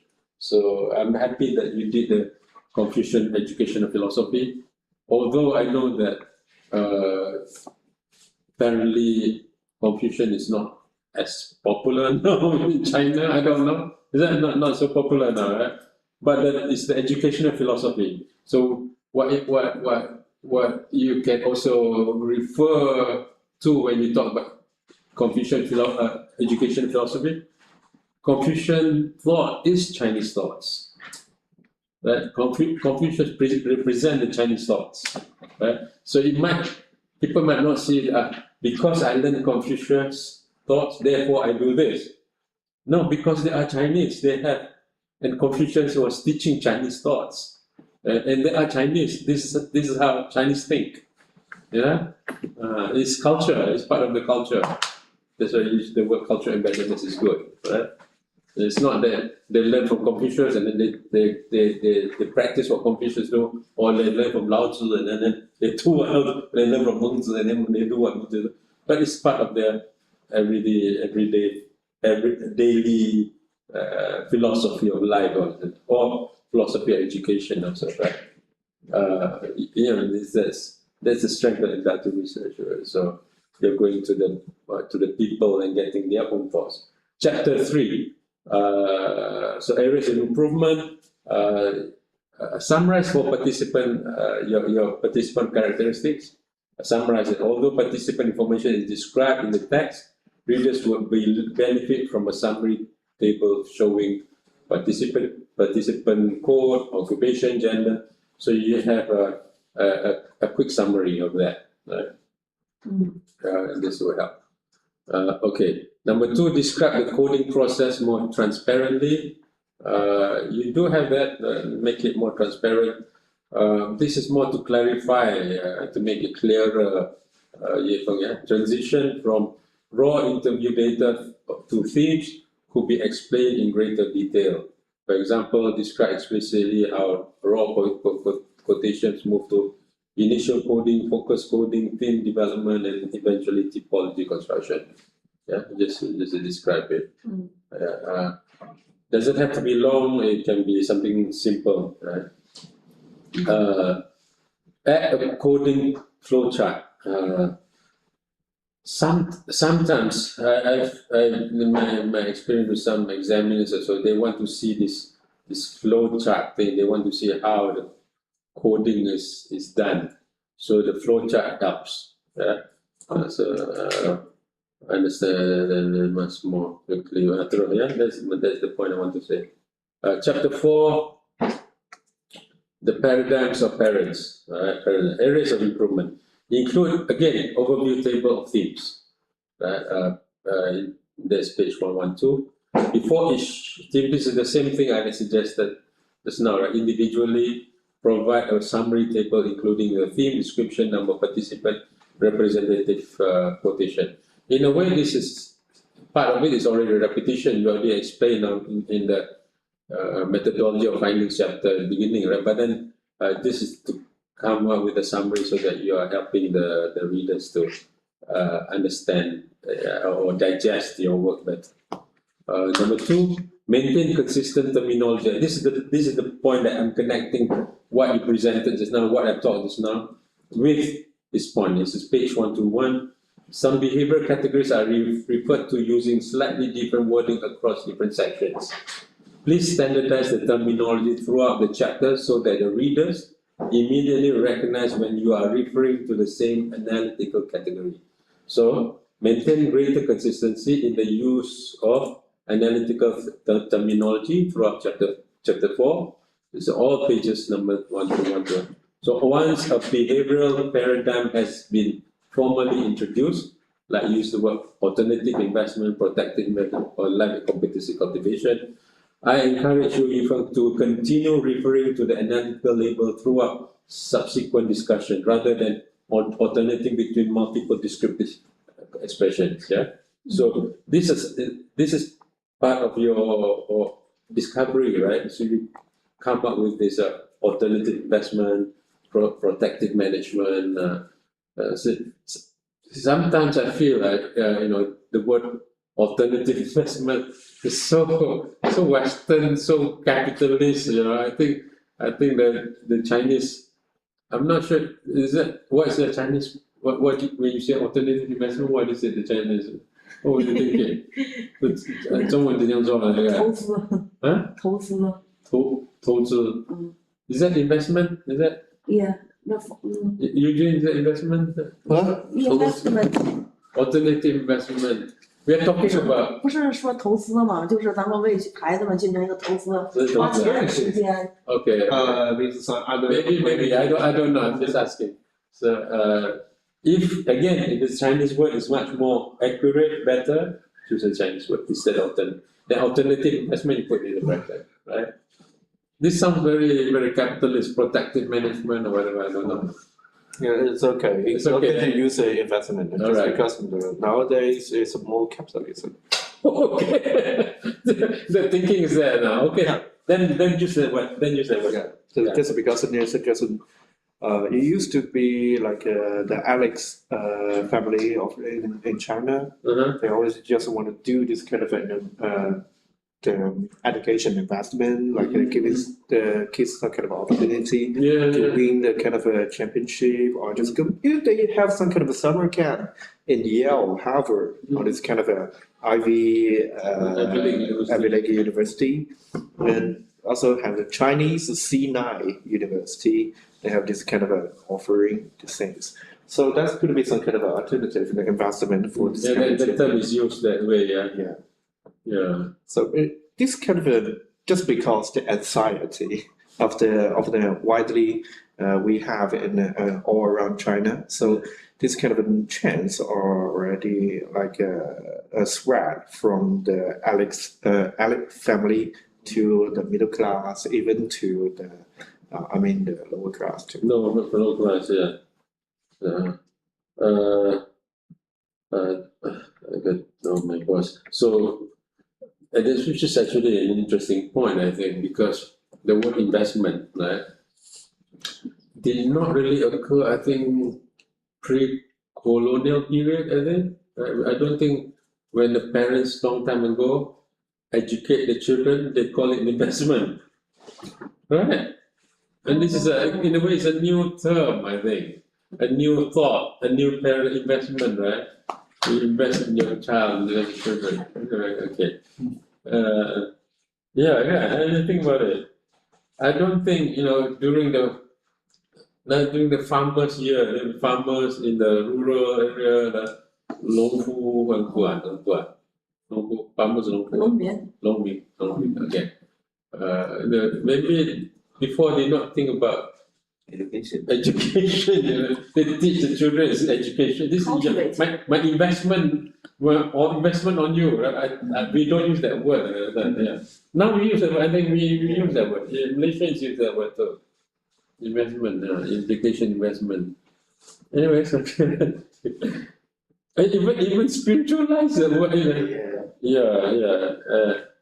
Investment to think that when they get a job, they get more money. Yeah. That's the money that they spend for education. That's great. Yeah. Like I said, I don't think it happens because education is expensive. Yeah, it's not return on investment now. It's not good. Investment now. If you profit from the total money that you spend for education, it's not good. Investment now. So at the ancient time, the anxiety of the Chinese family was just going to be like you have to achieve like a class mobility. You have to move to upper class. But since that the commercial business, the free market, and capitalism have been introduced back in China, the more likely people have the anxiety of the add-on one, they just earn more money. So everyone have this anxiety. We have only created this kind of a compete society to get it forward. Yeah. Okay.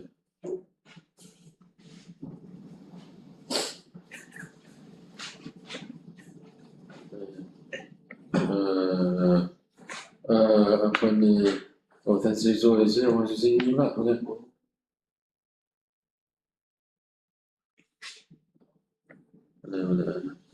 Okay. So yeah, but that's interesting because you know what's happening in Malaysia now. I think it's happening in Indonesia too. I think we even use the word for spiritual. This investment for your hereafter. Right, we use that word now. Right, it's investment for your when you die. Right, you do good things, you get good things. That when it becomes materialized. Become materialized. You are objectifying your It good seems like we deeds. can calculate. Yeah. So yeah, in a way they say okay then you know we just so the capitalism thinking is coming into religion and spirituality, which I'm not sure is a good thing. But you know, anyways, it happens. Right? But see, is that a good point? Hanif brought up a good point, is bad investment. When you invest so much when you don't get back your investment, that's bad investment. Right? But if you don't think about it as an investment, then it's okay because you're teaching, helping, educating your children. It's not about getting return on investment, you know. but that's a very good point because I've seen, like I remember in Indonesia. This is Indonesia now. Since you mentioned that, they were calculating how much money you put into going to university, and yang buka warung bakso, right? Selling street food. You know, you spend like 10,000 ringgit or whatever, 100 million juta, and then you get only this much. When the other guy is selling street food, Yeah, you earn more. you get more. So this is bad investment, right? Yeah, it's true. From the investment perspective, it's really bad. Right? So you know that, and then we have protective management, another management perspective. This is how. But this capitalist discourse has basically penetrated in all fields of our life. In our education system, you know, we talk about KPI. That's very capitalist. Last time we didn't talk about KPI. Now we talk. You know, we know what KPI is, like key performance indicator, right? What is it?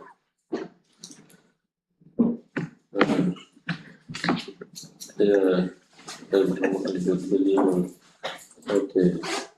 So this is something, and let's go to point number 3. Improve readability of analytical sections. Several analytical discussions extend over long paragraphs. Right. Again, this is the same point, Yifeng.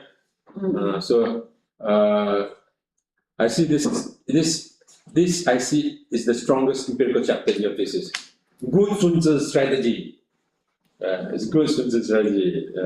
The themes are really supported by interview evidence consistently linked to phenomenological. Good. So this is their fault. Neither what's fault, the Qiang. Oh. So yeah, it's good. So I'm happy with them. Okay, chapter 5, parental typology, construction analysis. Summarize each parental type. Again, it's the same point. Summarize. Okay. All right. Number 2, improve presentation of comparison matrix. The comparison matrix would have greater impact if presented in a clearer visual format. Again, this is about making it easy because you have a lot of content. You have a lot of work. You want to make them understand, oh, this is good, man, this is good. This is, you know, we have so rich. Right? You don't want to say, oh, this is too much to read. Point number 3, expand the practical implications of each typology. The typologies are well described conceptually. However, I encourage you to discuss more explicitly how policymakers, schools, or president might engage differently with each parental type. So can there be a policy to handle this type of parent, this type of parent, this type of parent, or behavioral types, right? But this is only an encouragement from me. It's not a big problem, but it's good. Then you can make the idea of your typology is very useful for policy making, because there's thoughts paradigm, there's also behavioral paradigm, right? So policy need to match the different typology, right? So when if supposedly the government say, well, they support us, well, support doesn't behaviorally support doesn't mean they agree. So they might have the compensatory mechanism, right? So this is something to convey to policy making. So how do you make sure that the parents' stress, parents' concerns, parents' values to nurture, to protect the children are also being met? It's not just for the children. Double reduction is focusing on the children, not the parents. Right? Right? So there's what I call a policy blind spot. Policy blind spot. You know what blind spot is? 政策盲点。 When you drive a car, right, you cannot see what on the side, right? That's a blind spot. So when you create policy, you just do certain things, you forget there are other stakeholders that are important. So for children, the stakeholders are the parents and the teachers, right? So create policy not just for the children, you got to think about the parents too, right? Otherwise you have bad investment. Expand the practical implications. Okay, that's the point there. The typology represents one of the original contribution of your thesis. Great job, your work moving towards explanatory types that demonstrates higher level of conceptual and theoretical thinking. Jolly good, you remember that. Thank you. Theory of parents' response, reduce repetition. I think I've mentioned this is enough, right? Introduce a conceptual model. Okay, this is the discussion will benefit greatly from an additional conceptual figure illustrating Confucius culture, institutional structures, parental cognition, and you just have a conceptual model.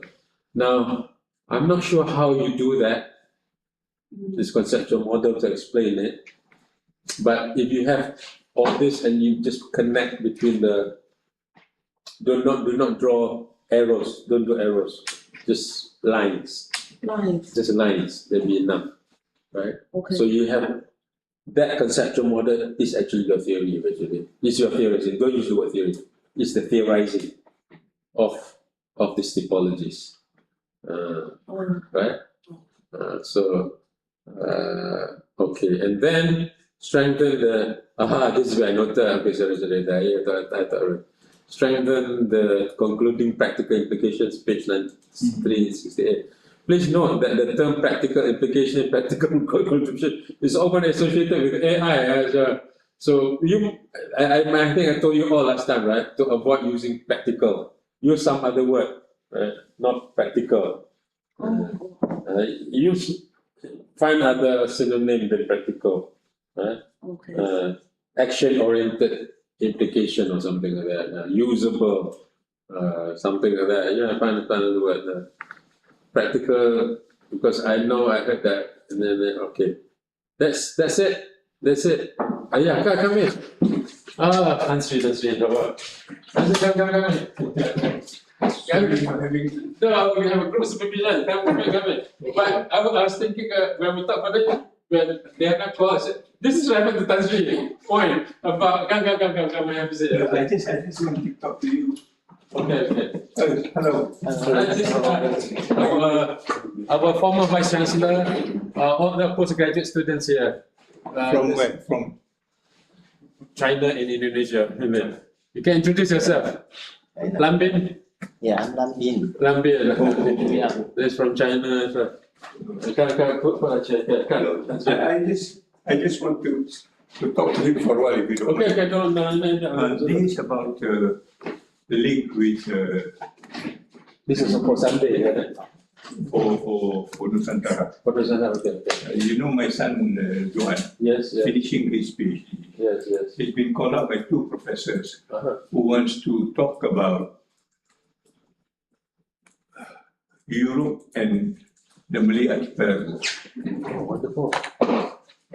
And then they specifically mentioned with the Malay archipelago. Oh, wonderful. Because you get now given the It coming from the professors themselves? Yes. Oh, wonderful. wonderful. One from an institute that worked on this, the other one from the University of Lisbon. Because given the geopolitical Yeah. dimension, we need to understand a little bit more of what the East is all about, Yeah. rather than follow just the Western. Yeah. And these two people are not the favorite of Trump's. Spain, Portugal, Greece, Italy, Germany, they are all very right off. Okay, yeah. So they want to find partnership. So my son kata this, and they don't want to work with University of Malaya. Because University of Malaya has a lot of things, but they want to find something which is my son definitely kata, why don't you work with this Oh, university? we have this up, yeah. Then the Nusantara thing that. So what I will do now, I will write an email to him, Yes. linking you to him, Yes. so that you have a discussion, and he can bring this proposal to the two professors. Alright, okay. And the two professors kata, they are now trying to start a kind of a group of research between them and us. Yeah. Apart from the board, Yeah. yang kulit putih. Tanpa dia tak faham.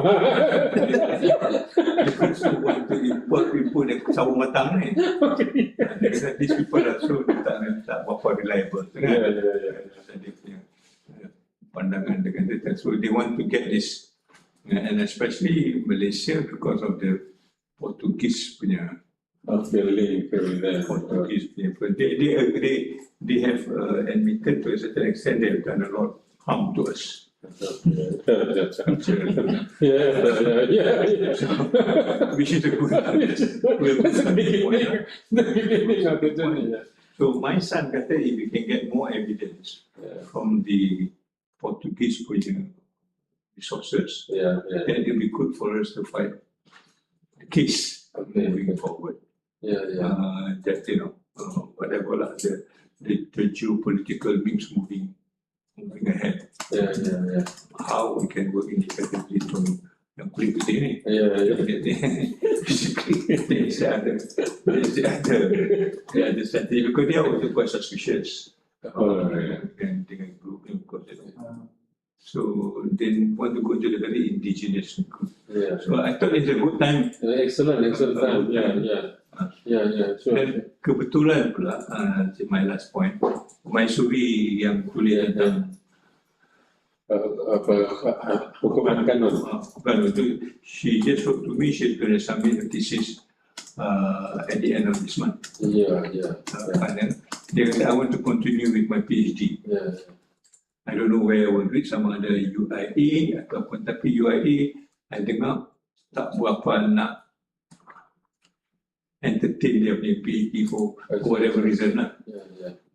So I told her about this thing, that if you want to follow through, you might as well go to the actual historical data on what Malacca used to be before the Portuguese comes. And then they went, I have no material, then I could the same thing.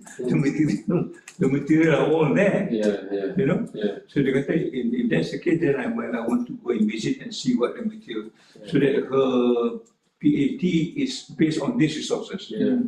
Orang tak banyak pakai all the British resources, English resources. So that is another point. So then you can do your PhD in Yes. USM. Yeah, sure. Just not sure I'm supposed to share this with you, but I'm a possible examiner of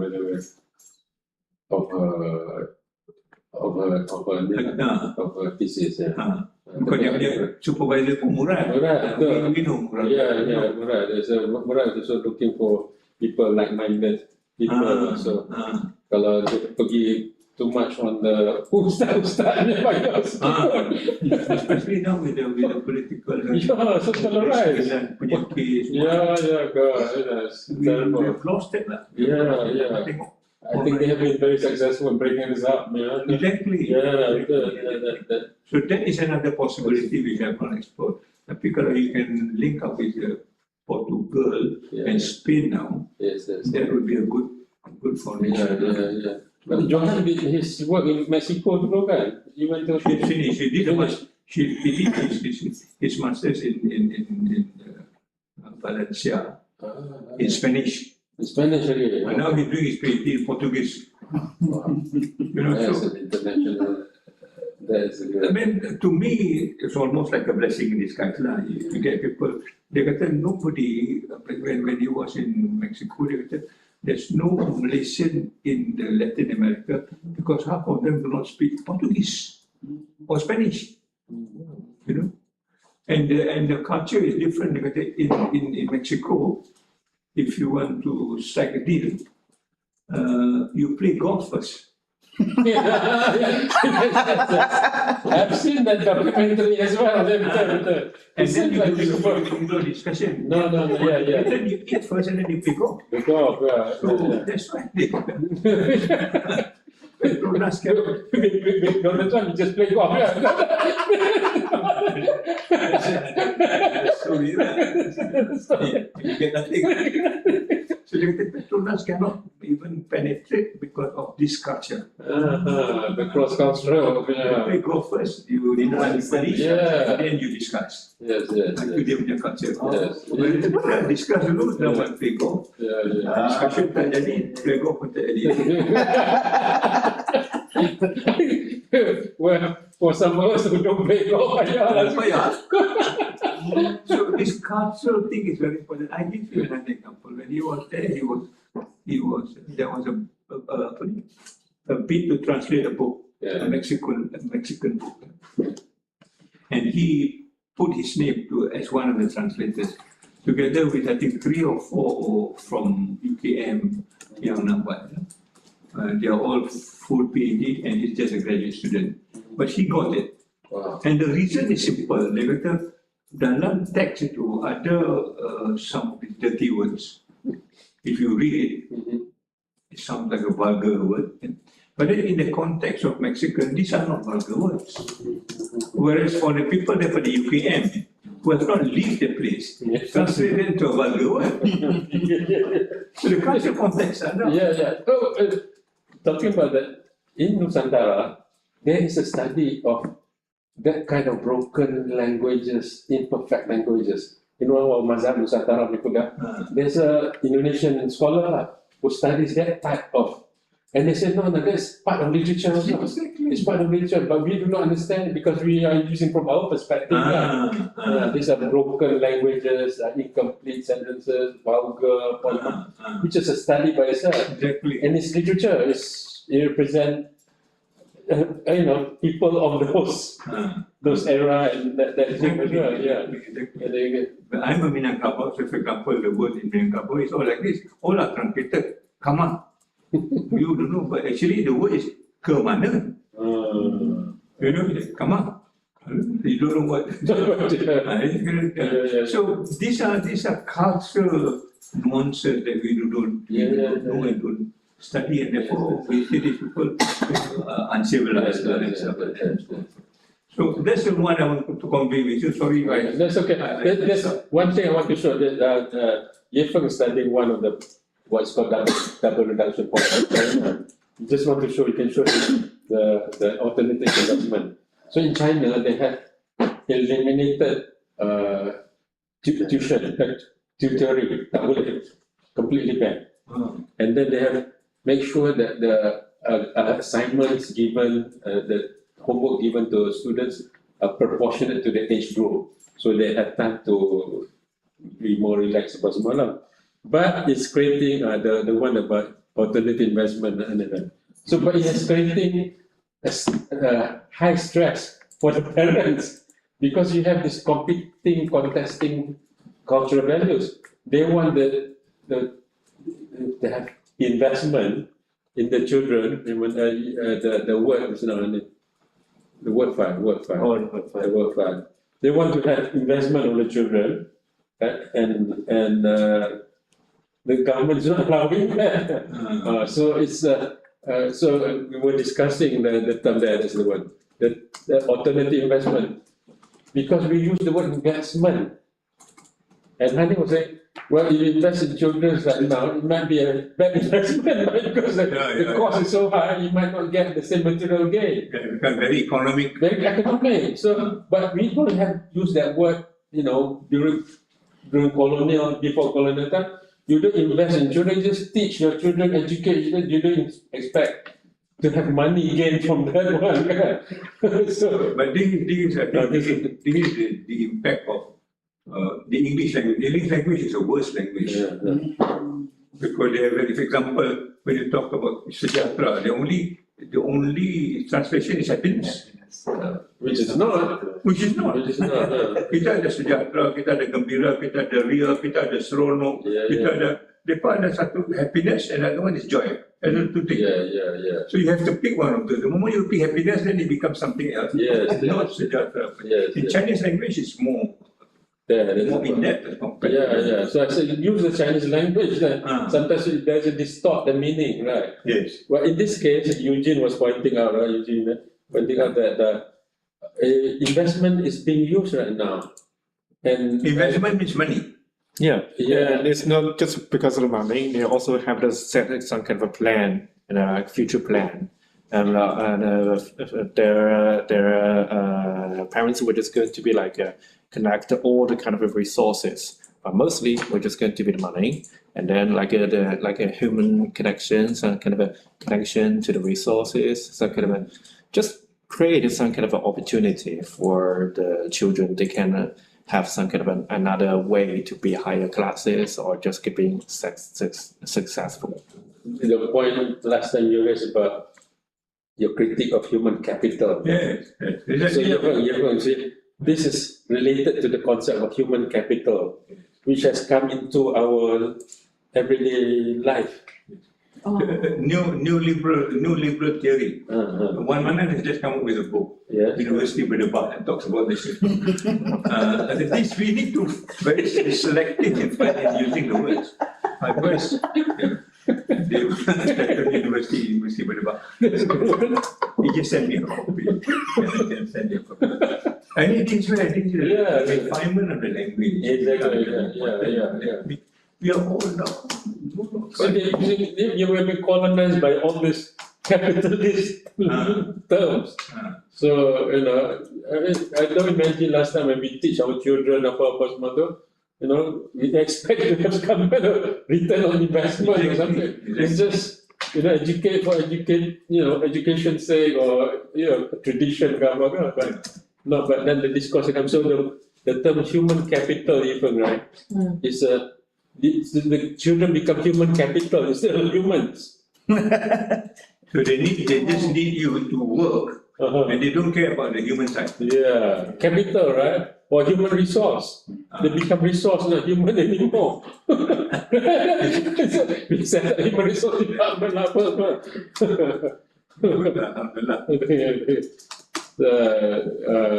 they come from different parts. London is from the north. He's a Han Muslim, which is interesting. London. Chinese Muslim. He's not a Xinjiang Muslim, he's a Han Muslim. Hui. Yeah. Hui, But Hui, but Han人对吗？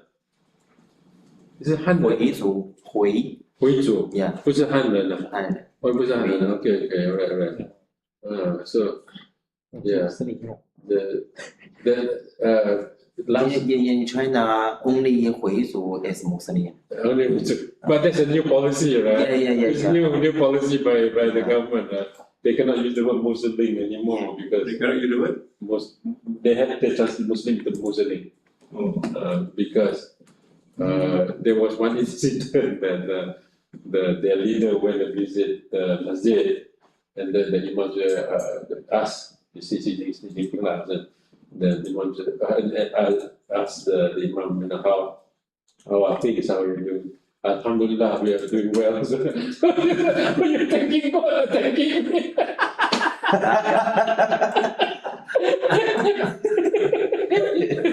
It's not good. Thank you, Allah. Thank you, Allah. Thank you, Allah. Yeah. So from then onwards, there's no more Muslim, right? Just wait. So they revert back to the idea of no Muslim. So because Hui is a suku, right? It's an ethnic group. Not religious. Macam Melayu lah. Not religious. Yeah. Whereas Muslim is a religious term, right? Muslim, right? Yeah. Hui is so he wants to be cultural, not religious. So interesting how all these things work. The more you talk about this, kita punya understanding get more refined. Yeah. Especially now, semuanya orang Melayu dah hilang dia punya culture bagi saya lah. Our culture very clear Arab. True, that's true. No culture. It's true. Anyway, guys, Okay, thank you for coming by. hopefully we'll meet again. On Sunday, right? I mean, Sunday, these two professors from at 10 o'clock, yeah. One is on policy, Yeah, the other one is on education. policy and See education. how we can link with. Okay, sure. Thank you, Translator. Thank you very much. Okay. You look very pinky.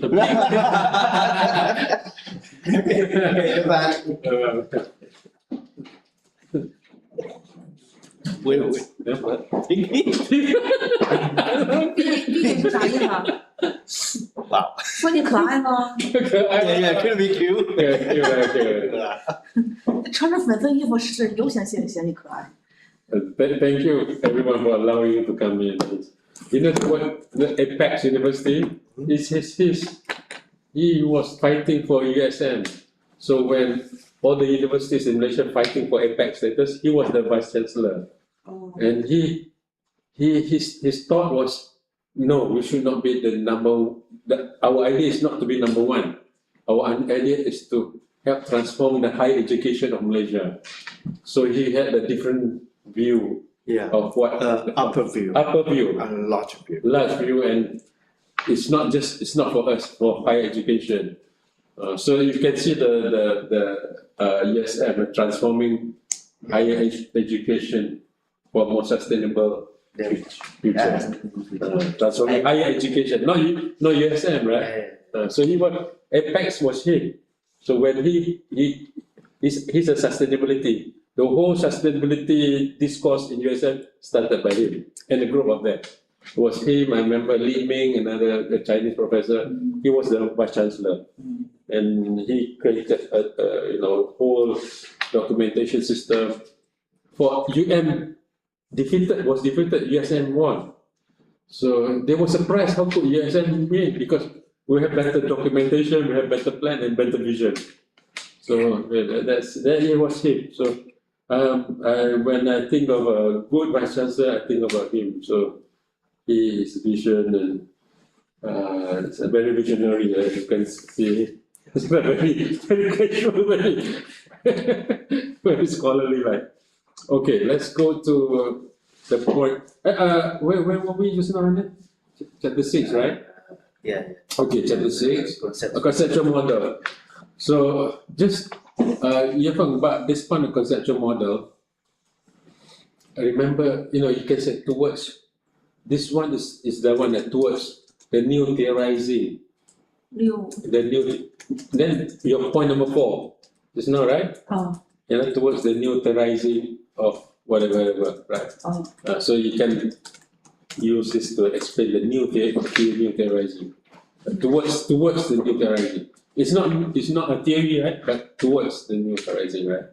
You know what towards is, right? Towards is towards means moving to, right? Moving. So this is example like this. That's a new theory. I'm moving towards new theory, right? Moving towards, not there yet. Towards, so it's safe. It's safe. Okay. Okay, and then, oh, I already talked about practical. This one, point number 3, isn't it? Huh? Done. Oh, references. I think references, you can look at my point, just make sure that this to double check how you write your references to make sure the commas, the journal titles. I think these are straightforward kind of thing. And the point number 2, verify. I did not check, but you need to check this one. Yeah, I did check. Whatever in your text that you cite must be in your reference. But I did not check. You need to check it, okay? but some examiner would check that, right? I know Promuti would check that. He's like one of those who do that. But I didn't check. But you're going to need to check, yeah. Whatever you cite in the text must be in your reference, right? You understand that, right? Yeah. Yeah. Okay, there you go.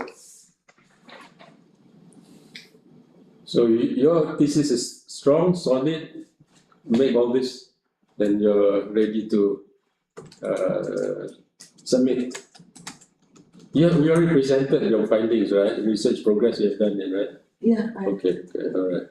So just do that and then stay here until you've done that and then done. When are you 15, right? Living on the 15th. Huh? Huh? 15. Oh, 15, I will. Oh, that's so quick. oh, you cannot have maybe not enough time. Unless you don't sleep or something. But doing PhD partly is about not sleeping, you know, sometimes you don't sleep. Yeah. Can you, Li Yue tell me a thing? That's a mistake. I want to ask you. Excuse me, Yufeng, I'm still here. I'm sorry, Dr. Reevany, I have to leave, but I've already typed my comments on the dialogue box. Here is a very important one I want to check with you. That's on the slide of page 9 in Yufeng's slide. Here is a Which slide? 9. 9. Page 9. Ah. on page 9. Yeah. This one. Yeah. Oh, okay, all right, yeah. I type my comments there. Rắn đó. I'm here. Okay, there you go. Yeah, Dr. Reevany, because the research method of Yufeng is abductive. Yeah. So now Yufeng type the logical thought, emotion, blah, blah, blah. I think that's different with the abductive steps. Abductive should be begin with the phenomena, then they have steps. Which one? Oh, what is it? Say that again, Yufeng. Sorry, Leah, say that again. Okay. Could you hear me clearly? I can hear you. Yes. Yufeng type here the output. Could you see the output? Now the is thought, emotion, paradigms, behavioral paradigm, and then blah blah blah. Then the abductives should begin with the observed. I mean the phenomenon. Then step 2 should be list the possible causes of mechanism, then explain. Now this step is totally obey the logical of abductive. Okay, you're saying that abductive should begin with the phenomenon. Yeah, shouldn't be the thought. Okay, all right. Okay, Leah thinks that abductive should start from the phenomenon, not from the thoughts and emotion. What's your response? Yeah. I think the typology have it have itself path. how to generate typology. But I think I read it here. I want to show the typology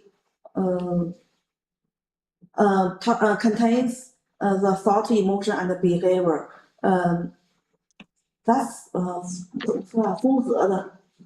But these contents not show the path how to shape the typology. Just a show. Just show.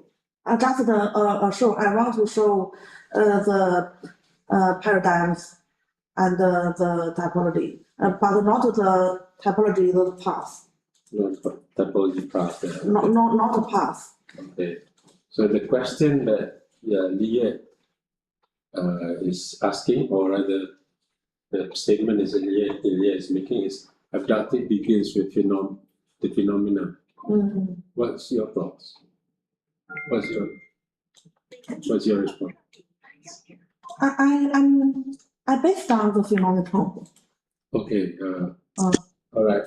So one big difference between abductive and the rest of it is that it doesn't begin with phenomena. Abductive research begins with the social actors' own thoughts, own language. So the entry point is through the eyes of the social actors. So it will not begin with your own observation. You begin straight away with so you need to be clear about that, right? So the yes point is right if you're studying retroductive or you're studying inductive. Retroductive can begin with anything, any way you can begin, but for inductive you can begin with observation. Yes, Leah, yeah. Yeah, that's my point. I got Yufeng's idea. Yufeng explained that that's just the step of analyzes the data, not the logical of the research, right? Yeah, but the logic is that as well. So the logic of abductive research is to begin with the social actors, not to begin with observation. Okay. So the observation is through the eyes of the social actors. So the data is obtained through the eyes, the language of the social actors. So Yufeng is not there to observe the phenomena and come up with thoughts. Even you are entering their world, you say, what do you see from your eyes? How do you feel? You're asking them. So they will describe what they see, they will describe what they feel. That's a very important point. That's good that Leah brought this up, because when it comes to Viva, you need to defend your methodology. Right? Okay, so you need to be clear what abductive research is about and how the logic of the abductive research, right? So it is through observation, but the observation of the social actors, or it is through emotion, observation, thoughts of the social actors, right? So whatever it is, the point of entry is the social actors, or the agents, or the respondents, or the informants, right? Or whatever you use the word. You need to be good. It's good that very relevant question that Leah was posing just now, right? Okay. Anything else? Anyone else has any points to so maybe anything in it? No. Okay. I don't. But maybe this one, Zen, the disabled. I don't understand why you put the title demographic information and demographic details. Yeah. Content is about this methodology. Yeah. This is wrong label. I'm looking at that. I did not analyze the title. Good point. It's a wrong title there. Oh, wrong time. Oh. Demographic information is not. How to revise? How to revise? It's like. It's yours, right? This one is correct. This is correct. That's the right one. The table for this one. It's just for items description. Yeah, simple. Not sure. Or you just omit those two. It doesn't matter too. Delete those two, or you can put items description or something like that. Because I do not want to know what these items are. This is a PowerPoint, right? That's what I'm saying. My feedback today is more about your thesis than your PowerPoint. I'm just using the PowerPoint as a way to connect to your thesis more than anything else.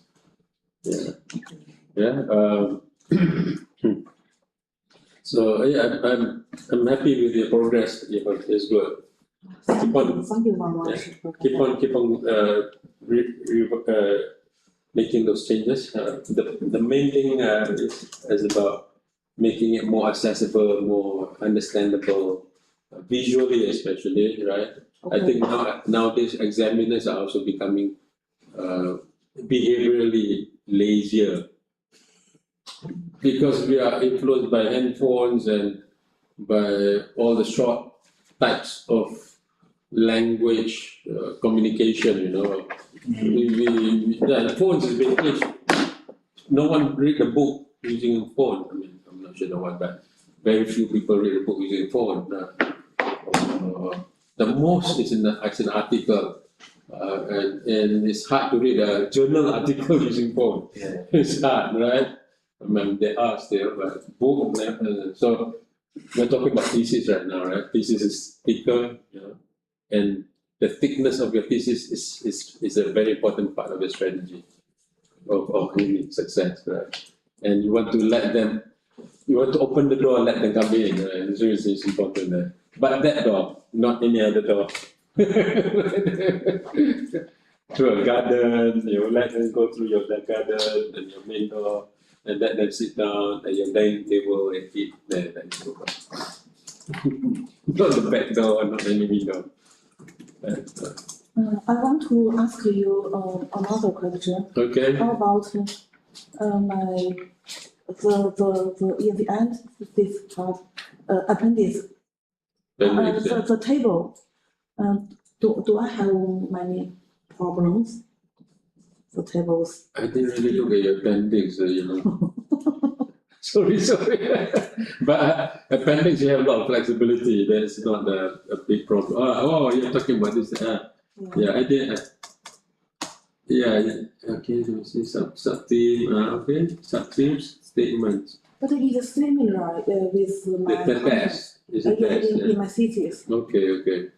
But this is longer, right? You have more here, right? Yeah, you ask me list the tables. Yeah, you have more here, right? But I'm confused. The content is similar with my thesis. Similar or the same? Chapter 4. Most same. Same. Chapter 4. Chapter 4. Okay. So I want to know how to write. Usually appendix is the one that you have not processed completely yet.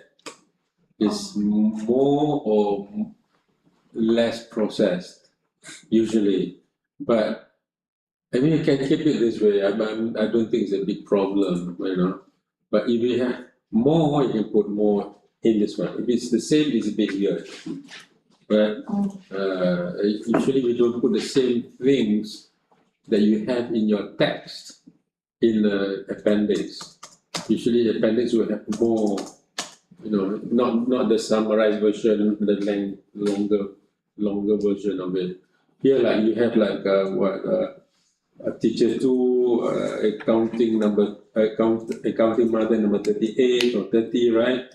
So you might have more than that, right? I need more. I didn't say you need more. I'm saying that usually in the appendix is this one you only select a few to put in your text, right? So appendix is where you have all there. You haven't processed yet. That's where you have appendix. You can add more if you want, or if you're not sure, you can just remove this. If it's the same, you just remove it. Okay? If it's the same. If it's not the same, you can maintain it. So it's not, if it's the same, it's not important to have appendix then. That part. Okay? Okay. I have the last question.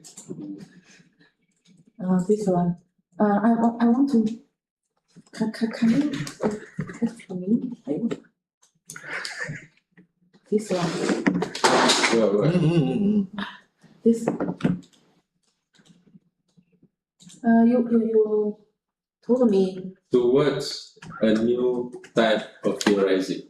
Towards a new type.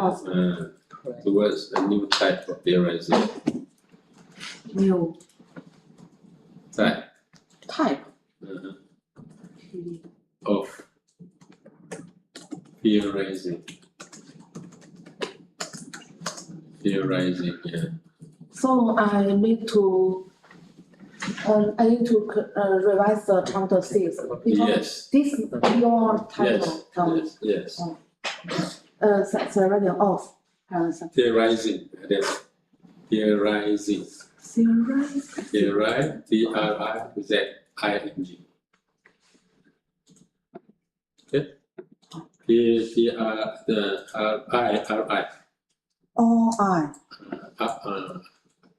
I-S-I-N-G. I think it's, I'm not sure, I'm using American spelling. I usually use the word Z, not S. Yeah. Put Z there.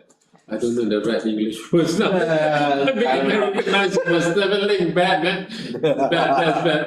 I think theorize, R-I. Before S is I. Everyone listen to me? After R, you don't delete anything, just put I there. Okay. There. Just check whether that's okay for spelling. If it's wrong, then remove the word S, replace with the word Z. Yeah, already off parents. That's right. Towards a new type. Towards a new type. Towards a new type of theorizing. Of, you can use off, you can use on. Yeah. Parents. Yeah. Okay, I know. Yeah. Okay. So that sometimes I listen to what the examiner says, sometimes I think God is communicating to us that way. I believe that God is always communicating with us, but we don't listen. The universe 天每次跟我们communicate 联络communicate 联系联络我们不过我们不听而已。So yesterday's message was relevant to you too. I was thinking. So I think it's like God is sending the message ahead of time. But of course, God doesn't come and say, do this, we will be afraid. Okay, Ivan, good job. Well done. Thank you very much. Well done. Oh God, it's 10:30 now. All right. Too young, you don't have time to present because I tell you, just show me your you have your research questions. Yeah, research. Okay, tell me your research questions. 懂吗？我发过给他。Research questions. Hanif, can you find the Word documents and I send it to you? Yeah. Good job. Very good. Happy there. If you cannot find it, I will send it. Yeah. I will write. You do right. 我马上修改。 Yeah. 不要睡觉。行。 Prove you know that. So in South Korea, people would just go to sleep less than 4 hours.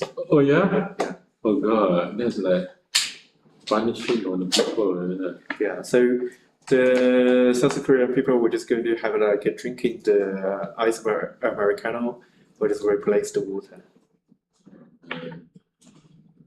Then they'll die after 30 years old or something. I don't know. I don't know. Thank you. Oh no, they had that. I think the phrase is 4 you survive, 5 you die, something like that. Yeah. Because they want to enter the university. No, is it the Japanese or the Korean? Japanese or the Korean? Who's more hardworking? What? Who's more hardworking? Koreans or Japanese? Korean. Koreans, yeah.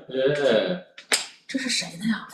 我的题目没研究。 Okay, let me see what's happening here. 他想申咱导的书。 Understanding the Social media explosion and the political participation.